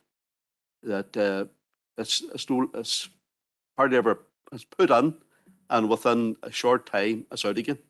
So especially with those type of potholes and what have you, those things have to be looked at. The other thing, the negative things are obviously the sunk, and some of this is Northern Ireland water. It's sunken manholes, potholes, gullies, and there's quite a number of actually around Omagh DA itself. So maybe Connor could come in at the end on that one. And I know some of this stuff has been brought up in our DA meetings as well. Some of my colleagues, especially in Omagh DA, have talked about the gritting. And we welcome the gritting that had taken place over that piece of bad weather we had. And we're not out of the woods yet. We have March to come, and Lord knows what we're going to get within March. But I think with regard to the filling or the replenishment of the salt boxes, maybe that a lesson there is that started earlier in the year, especially if we're going to have if we're thinking we're going to have a bad winter. Maybe start at the autumn time, and that's those bins are properly replenished before we reach that stage. The grit piles, I've been approached by a couple of people within the Omagh DEA, and it wouldn't be a thing that would be a lot off. They're nearly all, it's nearly all in boxes, but grit piles, I would like to know what, or maybe Connor can come back to me on this one, maybe tomorrow morning or something, how people can get grit piles to their area. There mightn't be a lot of people living in these places, and they might not meet a certain criteria, but they're constituents nevertheless, and they deserve a service. I'm coming to the end of my piece now, Chair. You don't often offend. I think really at the end of the day, it's to do with a bit of joined up thinking. in particular with regard to the utilities. And I'll use one example of this. Some years back, I lobbied strongly for Townview Avenue in Omagh to be resurfaced. And that was after a lot of lobbying, and it was going to be done quarter-of-a-mile route. And lo and behold, about a week before it was to start, we learned that the SGN Gas was coming to do their work. Now, there was a total breakdown in communication there. Hopefully those things can be resolved, and we've had all the utilities in the intervening years that this doesn't seem to be any of this joint up thinking on it. Okay. So it really remains, Chair, it's a policy level. Yeah. It's a departmental level that we need to look at these things. Right, Thank you thanks for your very time, Chair. much. Great. And Councillor Robinson. Thank you, Chair, and thank DFI for the work they've done so far. There's an issue that's been raised a lot of times for me is the water tables that's going in up the side of the road. It goes into the length of the hedge, that's as far as it goes, and then the water builds up and goes back out in the road and floods the road. I've raised this several times with Brian and that, but nothing seems to be going to be done about it. The other thing too is the dieback and the house trees along the side of the main roads, are they being inspected now, or what's happening in that situation? The ones that are outside the fence on the roadside, no complaints about branches coming off them at the minute. I think parts of the A4 is getting very rough. Is there any word of a resurfacing or on that A4? There was parts that never was done for years, and they're very bad. There's a bridge outside Listenskey, and I have raised it. On the Listenskey Dairyland Road needs to be widened because if two lorries meet, they can't get past, and there's going to be a bad accident there sooner or later. There's a health and safety issue there. And the other issue is traffic cameras. Are you responsible for them? I think you are responsible for putting them up. Dairyland Listenskey Road have been requested for speeding cameras on it. Can that be looked at, please? Thanks. Okay, thank you, Councillor Robinson. And finally, in this round, Councillor Stevenson. Thank you, Chair. Can I thank Daniel and his team for giving this presentation? You haven't heard too much from me. I'm only new to this here, but give me a time, I might give you a bit more bother. I think you're a veteran at this stage now. Yeah, well, I wouldn't say that. I was just looking, you're chatting about realignment at Kilgortna League between Irvinstown and Enniskillen, and you've identified a corridor for it. How long do you think that will take to progress to get something done there? Because some of them places there are very bad. Also, the footbridge at Cache, the work did stop there back before Christmas time, and it's supposed to continue sometime now in the spring. Have you any idea when the finish date will be for that, as well as the footpath that was go up the Drumwinnie Road? I see new lights have been installed for part of it anyway. What's the timeline on that there? And one other wee point I want to make, is there any chance you could have a wee bit of compassion on us farmers and our tractors on these back roads? I sit in self-propelled during the summertime, and I know I don't have to go to Portrush to go to hobby horses when I sit in her, because sometimes you just couldn't sit in the seat. So is there any chance we could get a bit of levelling up done on some of the back roads? That's all I have to say, Chair. Thank you. Thank you. But over to Daniel, please. Okay, thank you. Okay, Councillor. Second first there, Daniel, for Earl's first question, Drumragh Junction, you mightn't know too much about it. Yes, there, there's been a little working on around the junction there. Traffic were involved, putting in ducting for the lights. I'm not too sure on the story, but yes, we're going to be following very soon there to do some resurfacing works next month. So we had a contractor actually looking at the site there on Friday. So very soon, yes, there will be some disruption around Drumragh Junction, and we'll do a little bit of work on the footpaths as well up by the bus depot. It's old concrete paving slabs, so we're planning removing them because they're going to be up in a bit of a trip hazard, those old concrete slabs. So yes, Drumragh Junction will be looked at very soon. What else do you speak about? Gritty. Oh, the salt boxes, replenish the salt boxes. it is our policy. We do replenish all salt boxes before the start of the winter. Before our winter season starts, we do replenish all salt boxes. So that is already completed. Grit piles on rural roads. We carry out an assessment, basically the same as grit boxes. So if there's any query on a road, send us in the road with a house number that the house is particularly concerned about, and we will send one of our inspectors out to take a look and carry out an assessment. What else? The surface dressing. You were talking about surface dressing there, Earl, and then you start chatting about potholes. Surface dressing isn't fixing potholes. Can you just maybe clarify that question again for me, please, Earl? Okay, what's that, Connor? Earl was talking about surface dressing and also about potholes. Surface dressing is a procedure basically to seal the road and to improve its skid resistance and its life. And then you were chatting about potholes, Earl. Are you chatting? Sorry, Connor, if I can come in there. Thank you for letting me in here.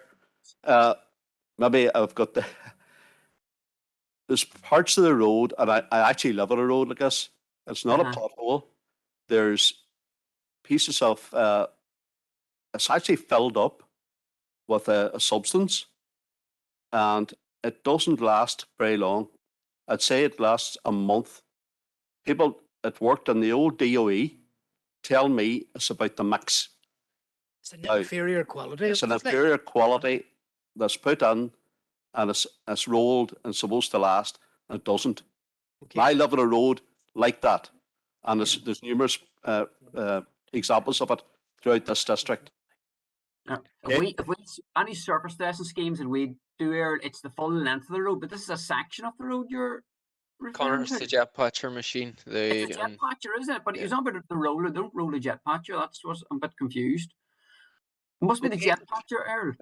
We can't have this continuous dialogue, unfortunately, given the timetable, but we do need a composite answer here to the issues raised, but we can't have this continuous dialogue on a specific. If you can contact the local section office, Councillor Thompson, and locate exactly where this is, and we can send somebody out to have a look and see exactly what it is, whether it's a grit patcher or surface dressing or just general pothole material that's gone astray. I think that was most of the points that were raised there. Just very quickly, I'm more than happy to attend in person this time or next time, and in fact I'll make sure I'm there next time if we have it, if assuming that there's no COVID and we're all able to do it. Okay, members, in 5 minutes I'll be probably seeking a proposer and a seconder, to extend by half an hour, because I do think we will complete the business. But prior to the meeting, both Councillor Armstrong and Councillor Swift did contact me about urgent matters of other business. So I think both Diana and Bernice will be able to incorporate those issues in their next spoken contributions. So Councillor Armstrong, followed by Councillor Swift, followed by Councillor Feely, and Councillor Maguire's on the list as well there. Okay, so Councillor Armstrong. Thank you, Chair. Thank you, Daniel, for your presentation, and thank you also to your office, because I know I've been in touch a lot and I've always had a very good service from your staff. So thank you again, if you could pass that on.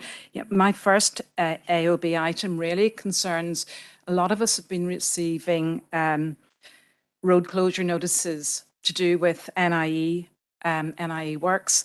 Now, last week this coincided with bin collection day in the Crahan Road in Ballinamallard and caused a lot of upset that the bin lorries were not able to access the houses, the dwelling houses, because the NIE works were taking place. So really, I'm really requesting that perhaps there's a bit of alignment there with the bin collection days when these planned projects are being planned.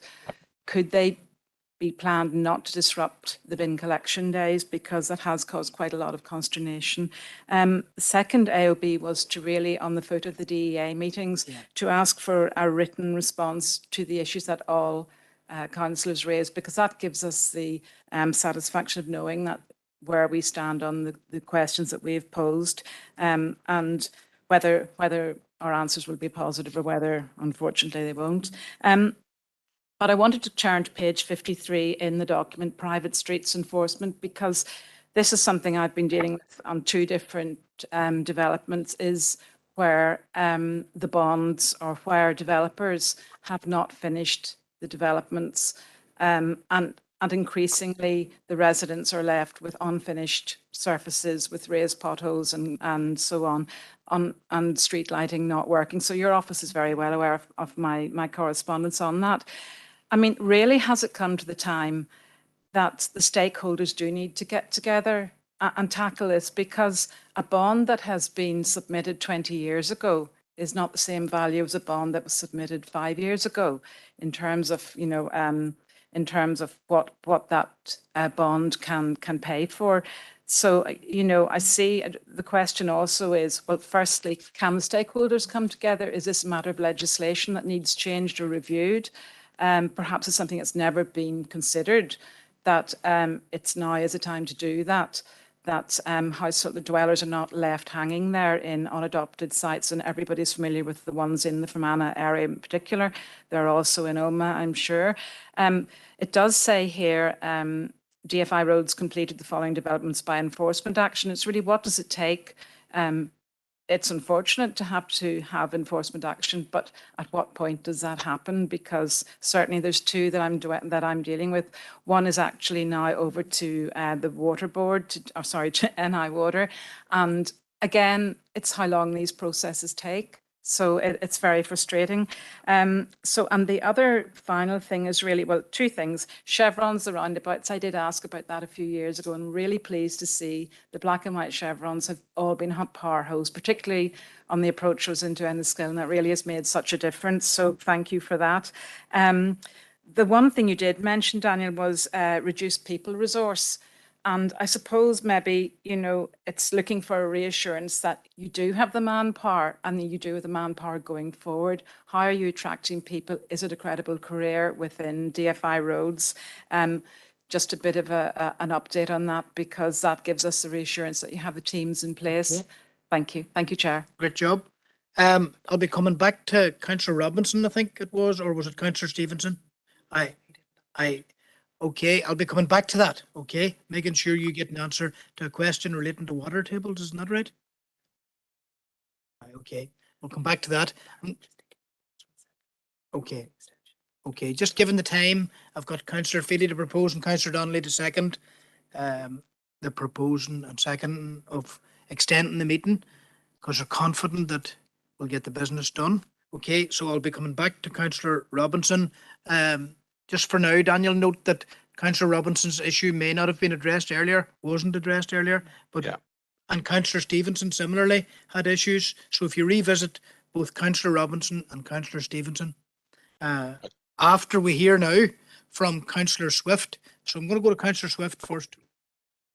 And I'd like to think I have an abundance of 3 minutes maybe saved in all the meetings that I've been at, that I didn't use them up. So for the next half an hour, can you brace yourselves, please? I'm going to interrupt you 3.5 minutes, right? That's yeah. Okay. All joking aside, well, and just by way of a report to all members, and indeed Daniel is maybe not in quite as in my good books as Councillor Bell's, but we'll hope to address that tonight, Daniel. So 12 hours ago, I had a Zoom meeting with my contacts who I appraised you all about at last month's meeting. And I met with Mark Morrill, who is the ex-mayor in Brackley Council, along with Ben Rodine and Ian Calderwood, the executives with JCB. And I just want to outline that we fully discussed all of the issues of which Daniel has written back to the council about, the 5 bullet points of which I have already made a rebuttal on, Daniel. And I'd like to let you know that I have the solution to your man and woman power problems, all the constraints that you find, indeed the replenishments and weather constraints, which I've heard about here this evening, with the investment of the Hydrodig Pothole Pro machine. And to that end, it would be the solution to the continued ruination of our roads, in my humble opinion, with the pesky potholes, all of which are creating adverse impacts to all of our road users. I definitely here tonight want to state and restate, as the Minister actually asked us in this very chamber, was it back at the end of last summer? It was, wasn't it? I want to be strategic about the direction and within the policy of addressing the potholes, all of which has been unanimously supported by all members in this council who are advocating on behalf of their own constituents and indeed your department's ratepayer. So it is to that end that I'm suggesting here first and foremostly, and I thank Rosemary for even mentioning it, but I'm not even aware of it, the jet patcher. So forget about it. We want a pothole pro because it doesn't mind the snow. It actually works in all weathers. I have done a lot of looking at what this machine can do. I am very impressed by it. This is probably the point where you're not now fascinated anymore, Daniel, with what we're doing. But the JCB fact list against the 5 bullet points that you wrote back to me on, or to the council on, is totally thwarted. And I can say that categorically, having viewed all of the little YouTube videos that have been working in Stoke-on-Trent and other places. So Bernice, just 1 more minute. Right. Okay. I have good news for all the councillors here present tonight. As a result of my Zoom meeting this morning, I received an assurance from Ben Rodding, who has said that he will give priority to our local rural authority, and he will come over here and he will make all the arrangements and invest on a Hydrodig Pothole Pro trial test. And it's to come to the FODC area. It's me first. And when I say me, I mean all of you and your constituents.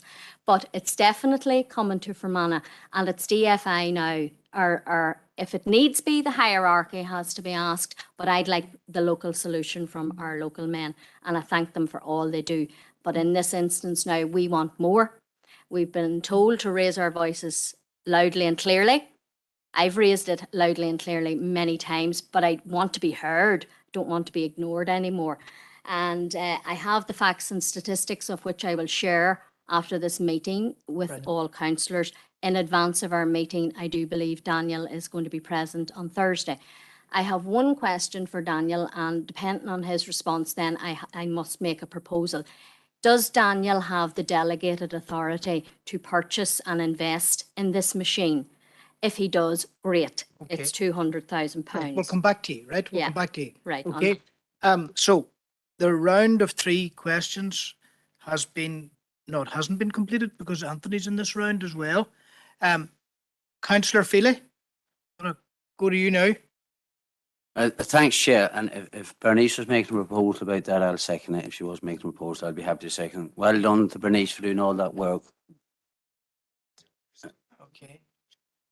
Well done to Bernice for doing all that work on the probe, and I'd be happy to support it. And if we get it, we can do Derrigonley and Bowen down the road to Garrison, then down the mountain road to Garrison.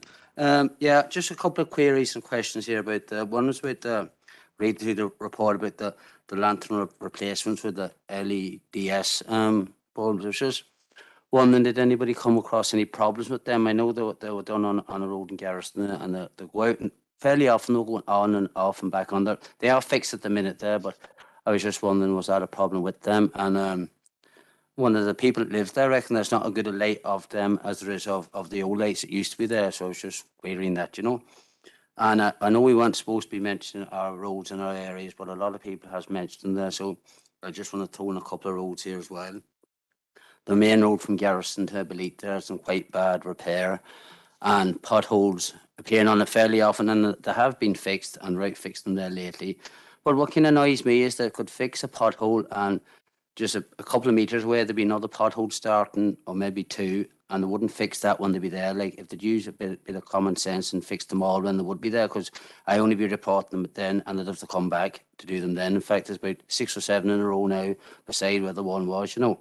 So that road would definitely need resurfacing, and I'm very disappointed that the roads in Fermanagh hasn't been resurfaced, you know, because that is a main road a lot of people use, and the same as the road to Bellicue as well from Garrison. And I'm not going to go into them all. So this, if they just when it's bad enough not resurfacing them, but when they are filling the potholes, to fill them all when they are there, you know, that we don't have to go back report them again. And I just was reading through there as well about there's 202 people claimed, and there was roughly about 163,000 paid out, but there was 85 claims that was rejected, you know. And I was just wondering what reason were they rejected for. There's a lot of people I do tell if they do damage the cars to claim. So it's disappointing now when we are on bad roads and they are claimed, go to the effort of claiming, and I know it's not that simple of a form to fill, and you have to get a pile of detail. I'm just wondering why are these people being turned down when they have gone to the bother claim, and I'd just like an explanation of that as well. And it was just another wee thing. People out there think that the Fermanagh people, or people living in Fermanagh and Omagh, isn't getting as much money as some of the other areas, you know. And that's perception I'm getting now when I'm chatting to people. And then they said, so I'm paying road tax. Why can I not get my roads fixed? If I was driving, I often go up to Belfast or Derry, and I'd often kind of take a detour and go around some of the rural roads up there as well. And they are in better shape than the rural roads around in Fermanagh where I live, you know. So you think they are getting more money than we are getting around here. So I was just wondering, have you any figure of money that we do get from the Western Division to compare with the rest of the divisions and all the council areas in the north to see are we being fairly treated and getting the same money as other people is? And just before I stop, just about the gritting as well, it has been a major problem around the hilly roads around Garrison there, all during the frost. School buses couldn't get out, and home help workers couldn't get out to see their people as well. So when we aren't getting them grit, at least give us plenty of grit piles that we can use, you know, and keep topping them up. Like, I know it is a major issue now, and I'm getting a lot of people phoning during that snow and frost that they can't get out, you know. So that's just a couple of queries. But I'd be very interested to know why these claims have been rejected, and about the LED lantern repairs as well. Thank you. Okay, thank you. Now, the way I propose to deal with this in the remaining time is that Councillor Armstrong, Councillor Swift and Councillor Feely are deserving of full answers. Councillor Robinson and Councillor Stevenson are entitled to full answers to their previously asked questions. If they could be addressed now without any comeback from individual councillors, and then I'll move into the final round, which will see Tommy Maguire, Thomas O'Reilly ask their questions, and I would like Bernice to have the right to reply as well at the end on her very substantive proposal. Okay, so Daniel, if you can operate with me on that basis, thank you. Okay, I'll try and go through from Councillor Robinson through the five there. The first one that you mentioned there, Councillor Robinson, was water getting off the road. There's issues with regards to water getting off the road and staying off the road. I'd probably need to examine the specific instances or areas where this is happening. If it's generally happening across an area, then obviously if there's shuck works or drainage works going into the fields, then they're not being completed correctly, potentially, and that's maybe something we need to inspect following the works. And if there's any issues, we'll contact our O&M division or our contractors to follow up on that. Sorry, Daniel, we are actually in the process of that, speaking with O&M. We have found a few of them ourselves that has been reported in, and our own inspectors has picked up on it, where the machine they're using isn't clearing it through the fence or through the hedge, and it's not completely taking the water off the road. So we are working with them to get them to go back around again and re-clean them again. Okay, thanks, Brian. With regards to the ash dieback of trees, obviously there's a renewed focus on the potential for trees to come down on the road following a recent fatality in Mid Ulster South. Those particular trees are on our radar for removal, but obviously it depends on resources becoming available to carry that out. I would also point out that any trees within our boundary we're compelled to maintain, but trees within the boundary of adjacent landowners are the adjacent landowners' responsibility to maintain. And if we're made aware of these particular issues, then we can approach the landowner to inform them of their responsibilities. You mentioned that the A4 resurfacing request, and I'm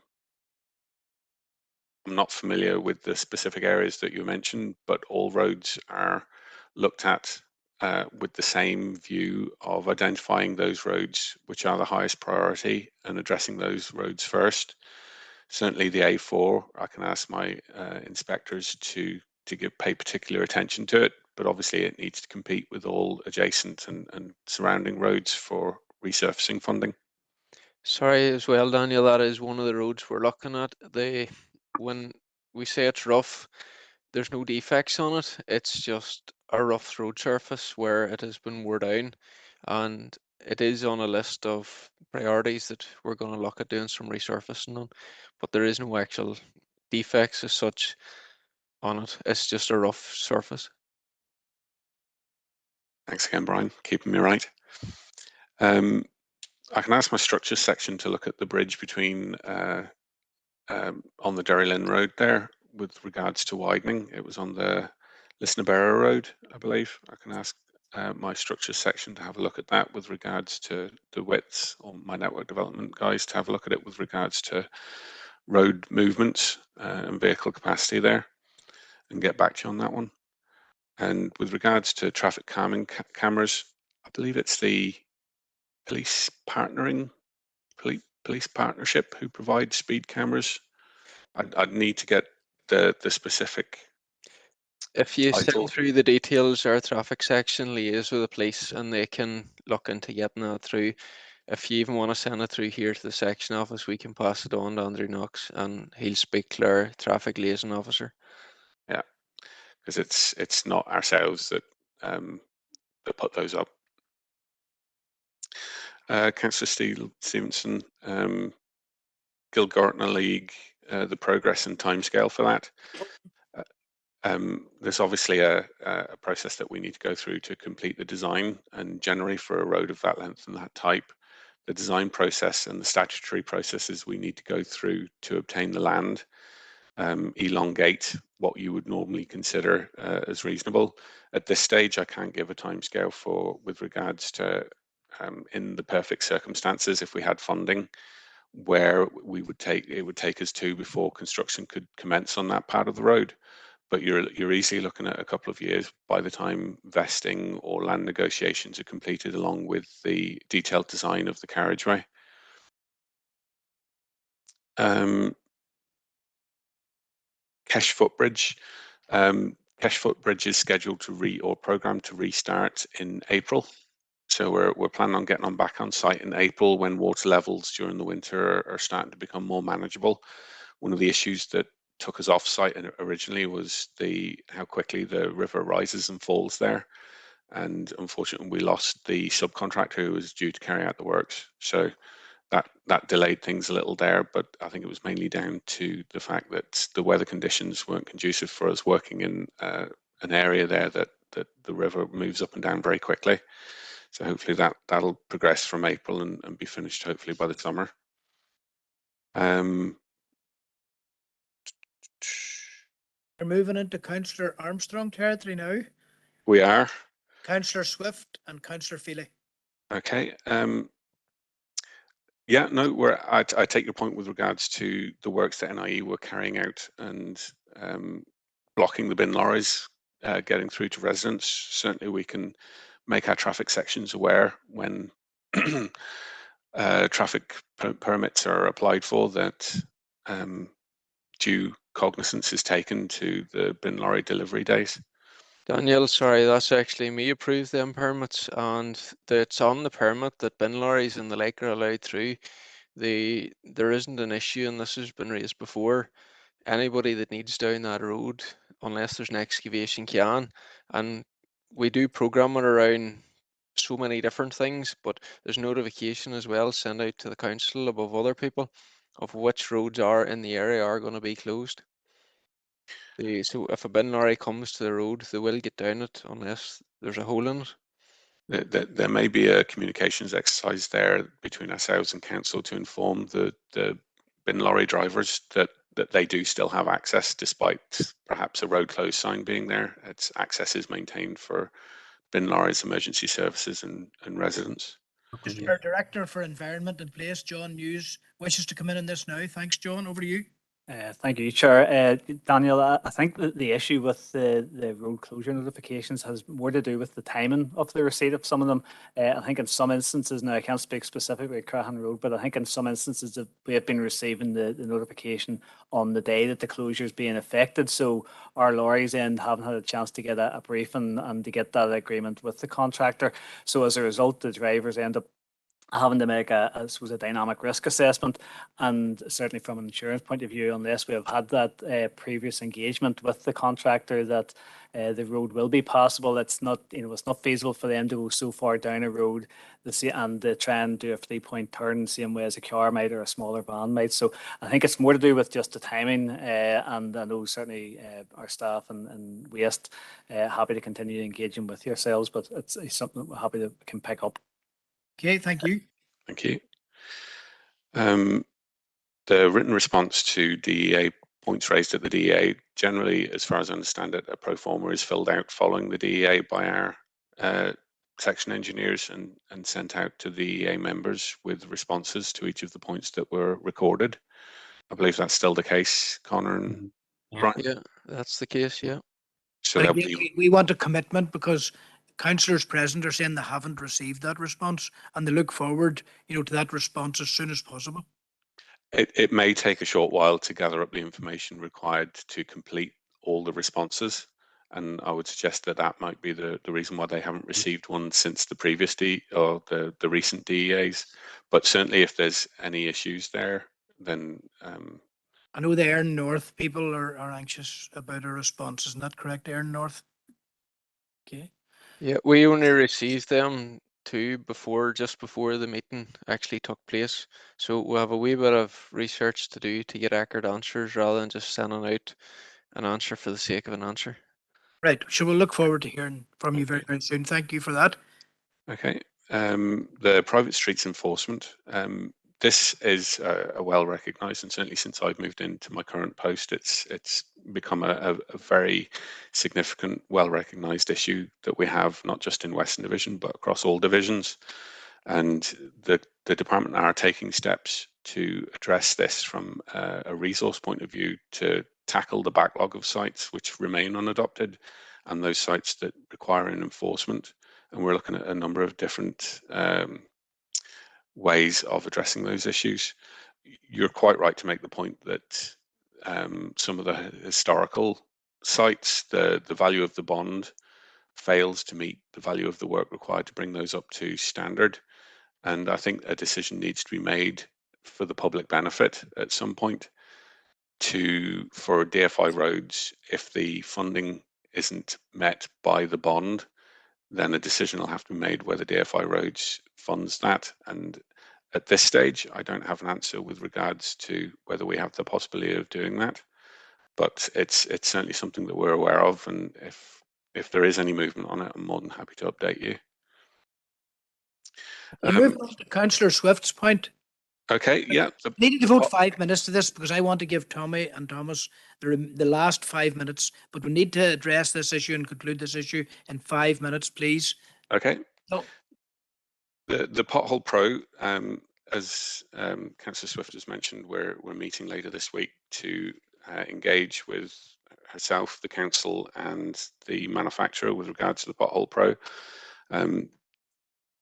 With regards to the specific issues around whether I have the delegated authority to purchase something like this, the purchase of equipment for the purpose of winter maintenance or pothole repair is generally delegated through the head of O&M.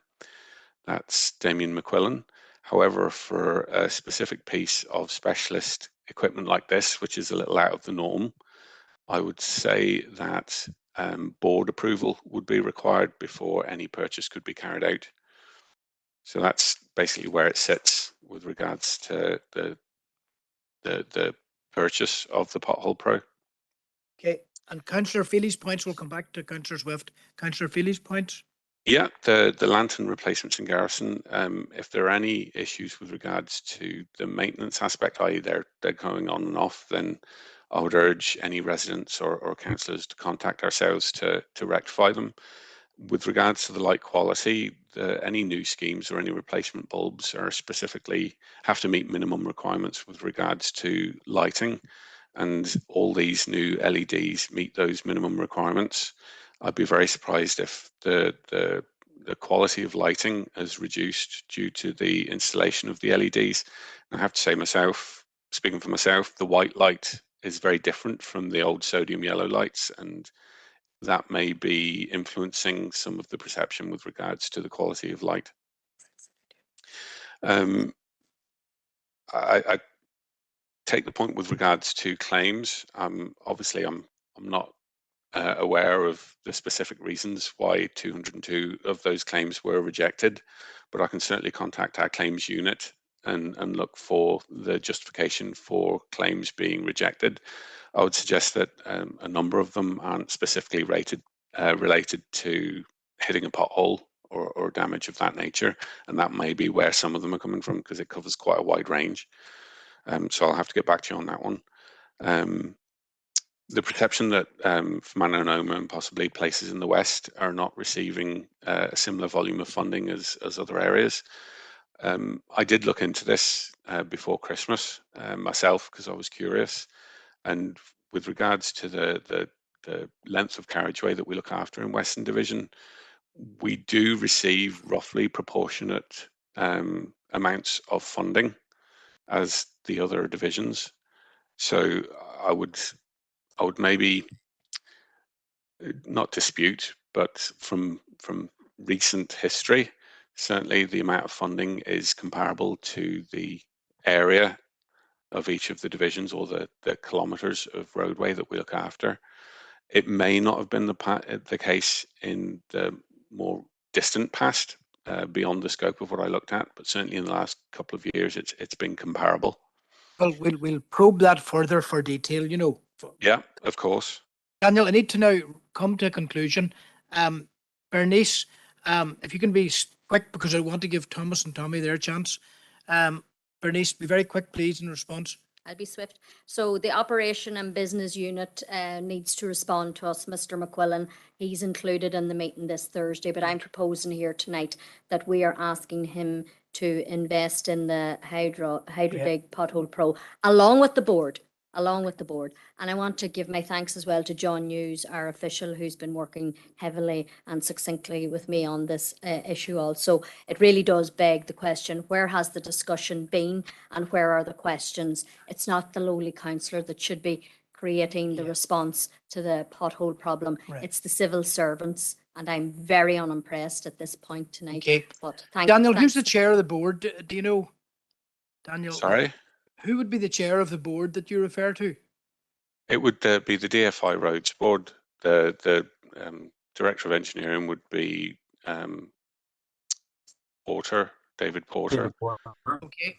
All right. Very I know David. But I would point out that the JCB Pothole Pro is an innovative machine.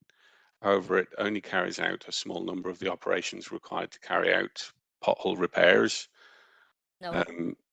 No. Okay, we'll discuss the It content doesn't of set Thursday up anyway. the traffic management. At least we'll discuss the content of that, the evidence. Yeah. And we'll leave it like that for now. And I'm going to put inaccurate. Bernice's proposal to the meeting. It has been proposed and seconded, and I'm going to anticipate agreement. Members, there's agreement for your proposal and your motion going through. Now, I need to go to Councillor Tommy McGuire. Chair, I want to dissent from that, just on the involvement in JCB as being contrary to our BDS policy. I'm not happy with that, so I'm going to Dissent will be recorded. Okay, Councillor McGuire. Gurma, Carly, thanks, Chair. And just quickly, an issue that was raised with myself today, in fact, with the anticipated opening of the new Devonish College on the Tempo Road, a problem has been identified by the local people in the Derryclavan, Ballylucas, Mullineskey area. Because of the nest of roads, and Brian surely would be aware of them, the nest of roads that lead from Tamla and other entrances off the A4, there's an anticipated problem that the vehicular access to the school, that some people may decide, because of the traffic jam on the A4 that occurs every morning, that people may start to use the nest of small narrow roads in that area. And obviously there are some T-junctions and various other points that are quite dangerous at the minute, but manageable with the low volume of traffic. But I'm just questioning what type of traffic planning would go into that sort of anticipated issue, and how could it possibly be resolved to the satisfaction of the locals in there? Guramagat, Chair. Guramagat, Cordior, and Councillor O'Reilly. Thank you, Chair. Evening, everyone. First one, is it correct that there is only one white line painting unit for all of Northern Ireland? And if not, can you give me some detail? The sides of roads, it's bad enough that we have potholes and all the rest of it, but the actual sides of many roads in Fermanagh, I know, is falling away. There is gaps appearing where the earth is actually separating from the tar and the filling, and is very dangerous and causing, and they're sitting there not being repaired. I think it was Councillor Stephen mentioned that there was some street lights being installed someplace in Omagh somewhere. Anytime I look for a street light, I'm told that there's a moratorium on them and they can't. Is there a moratorium on them in Fermanagh, and is Omagh getting street lights some other way there? And I know Brian is looking at this because it was mentioned in our DA meeting, and Paul has mentioned it. Not alone is the auger not putting the channels through into the hedge to take away the water there, Daniel, but they're actually lifting lumps of tar out of the road by dropping it too early onto the road. And so they're doing more damage than good. And this is not a new problem. This has been going on for years. So I don't know why it's coming as a bit of a surprise. And the other one is that, yes, we probably do get a proportion reasonably of the funding. But when you put a road down in County Armagh or County Down or County Antrim, it stays put. When you put a road down here, it moves, and you look at the Wattle Bridge Road that the works were carried out on it, and the road actually moved sideways by over a foot. The actual white line moved and is deviated off the straight middle of the road. So the equal proportion of it, Daniel, is then not fit to be able to keep with a road. So I think that has to be factored in when we're talking about fair share of the budget. Thank you, Chair. Okay, so Daniel, final 2 minutes of the meeting, if you can reply, please. Okay, certainly we can look at, or I can speak to my network development colleagues with regards to traffic issues around the Temple Road and the congestion on the A4. I'm sure that some consideration has been given with the opening of the new Devonish College, but I'll certainly get them to update me and get back to you if that's okay. There's certainly more than one white line painting unit across all of Northern Ireland. I couldn't tell you off the top of my head how many there are, but certainly we've a number of contracts that cover all the areas similar to our small scale response contracts. The sides of roads being rutted and unrepaired, obviously if our inspectors identify a defect on the side of the road, such as a particularly dangerous area with regards to rutting or falling away of the road at the side of the road, then it's something that we should be noting and repairing. And if they're not, then it may not be meeting our intervention criteria. There's no street lighting moratorium. If street lighting meets our rural or urban policy, then certainly we're obliged to provide it. Resources may mean that the supply is, or the provision is delayed, but it'll certainly be on our list of schemes that we would hope to achieve over time. Chairman, if you let me, I have it in a written answer from Road Service that there is a moratorium on no further street lighting will be, and that's from Andrew Knox. So, you know, somebody isn't getting the memo somewhere there. I can certainly follow up on that from Andrew Knox. Thank you, Daniel. Daniel, I'm going to conclude the meeting now, and I would like to thank you as Divisional Roads Manager, Brian and Connor, for your participation in tonight's meeting. Thanks very much, and we'll be in touch. And Thank you then- very much. Okay. Thank you very much. Thank you. Then, members, we've dealt with item 5.1 correspondence in the recent council meeting. We've dealt with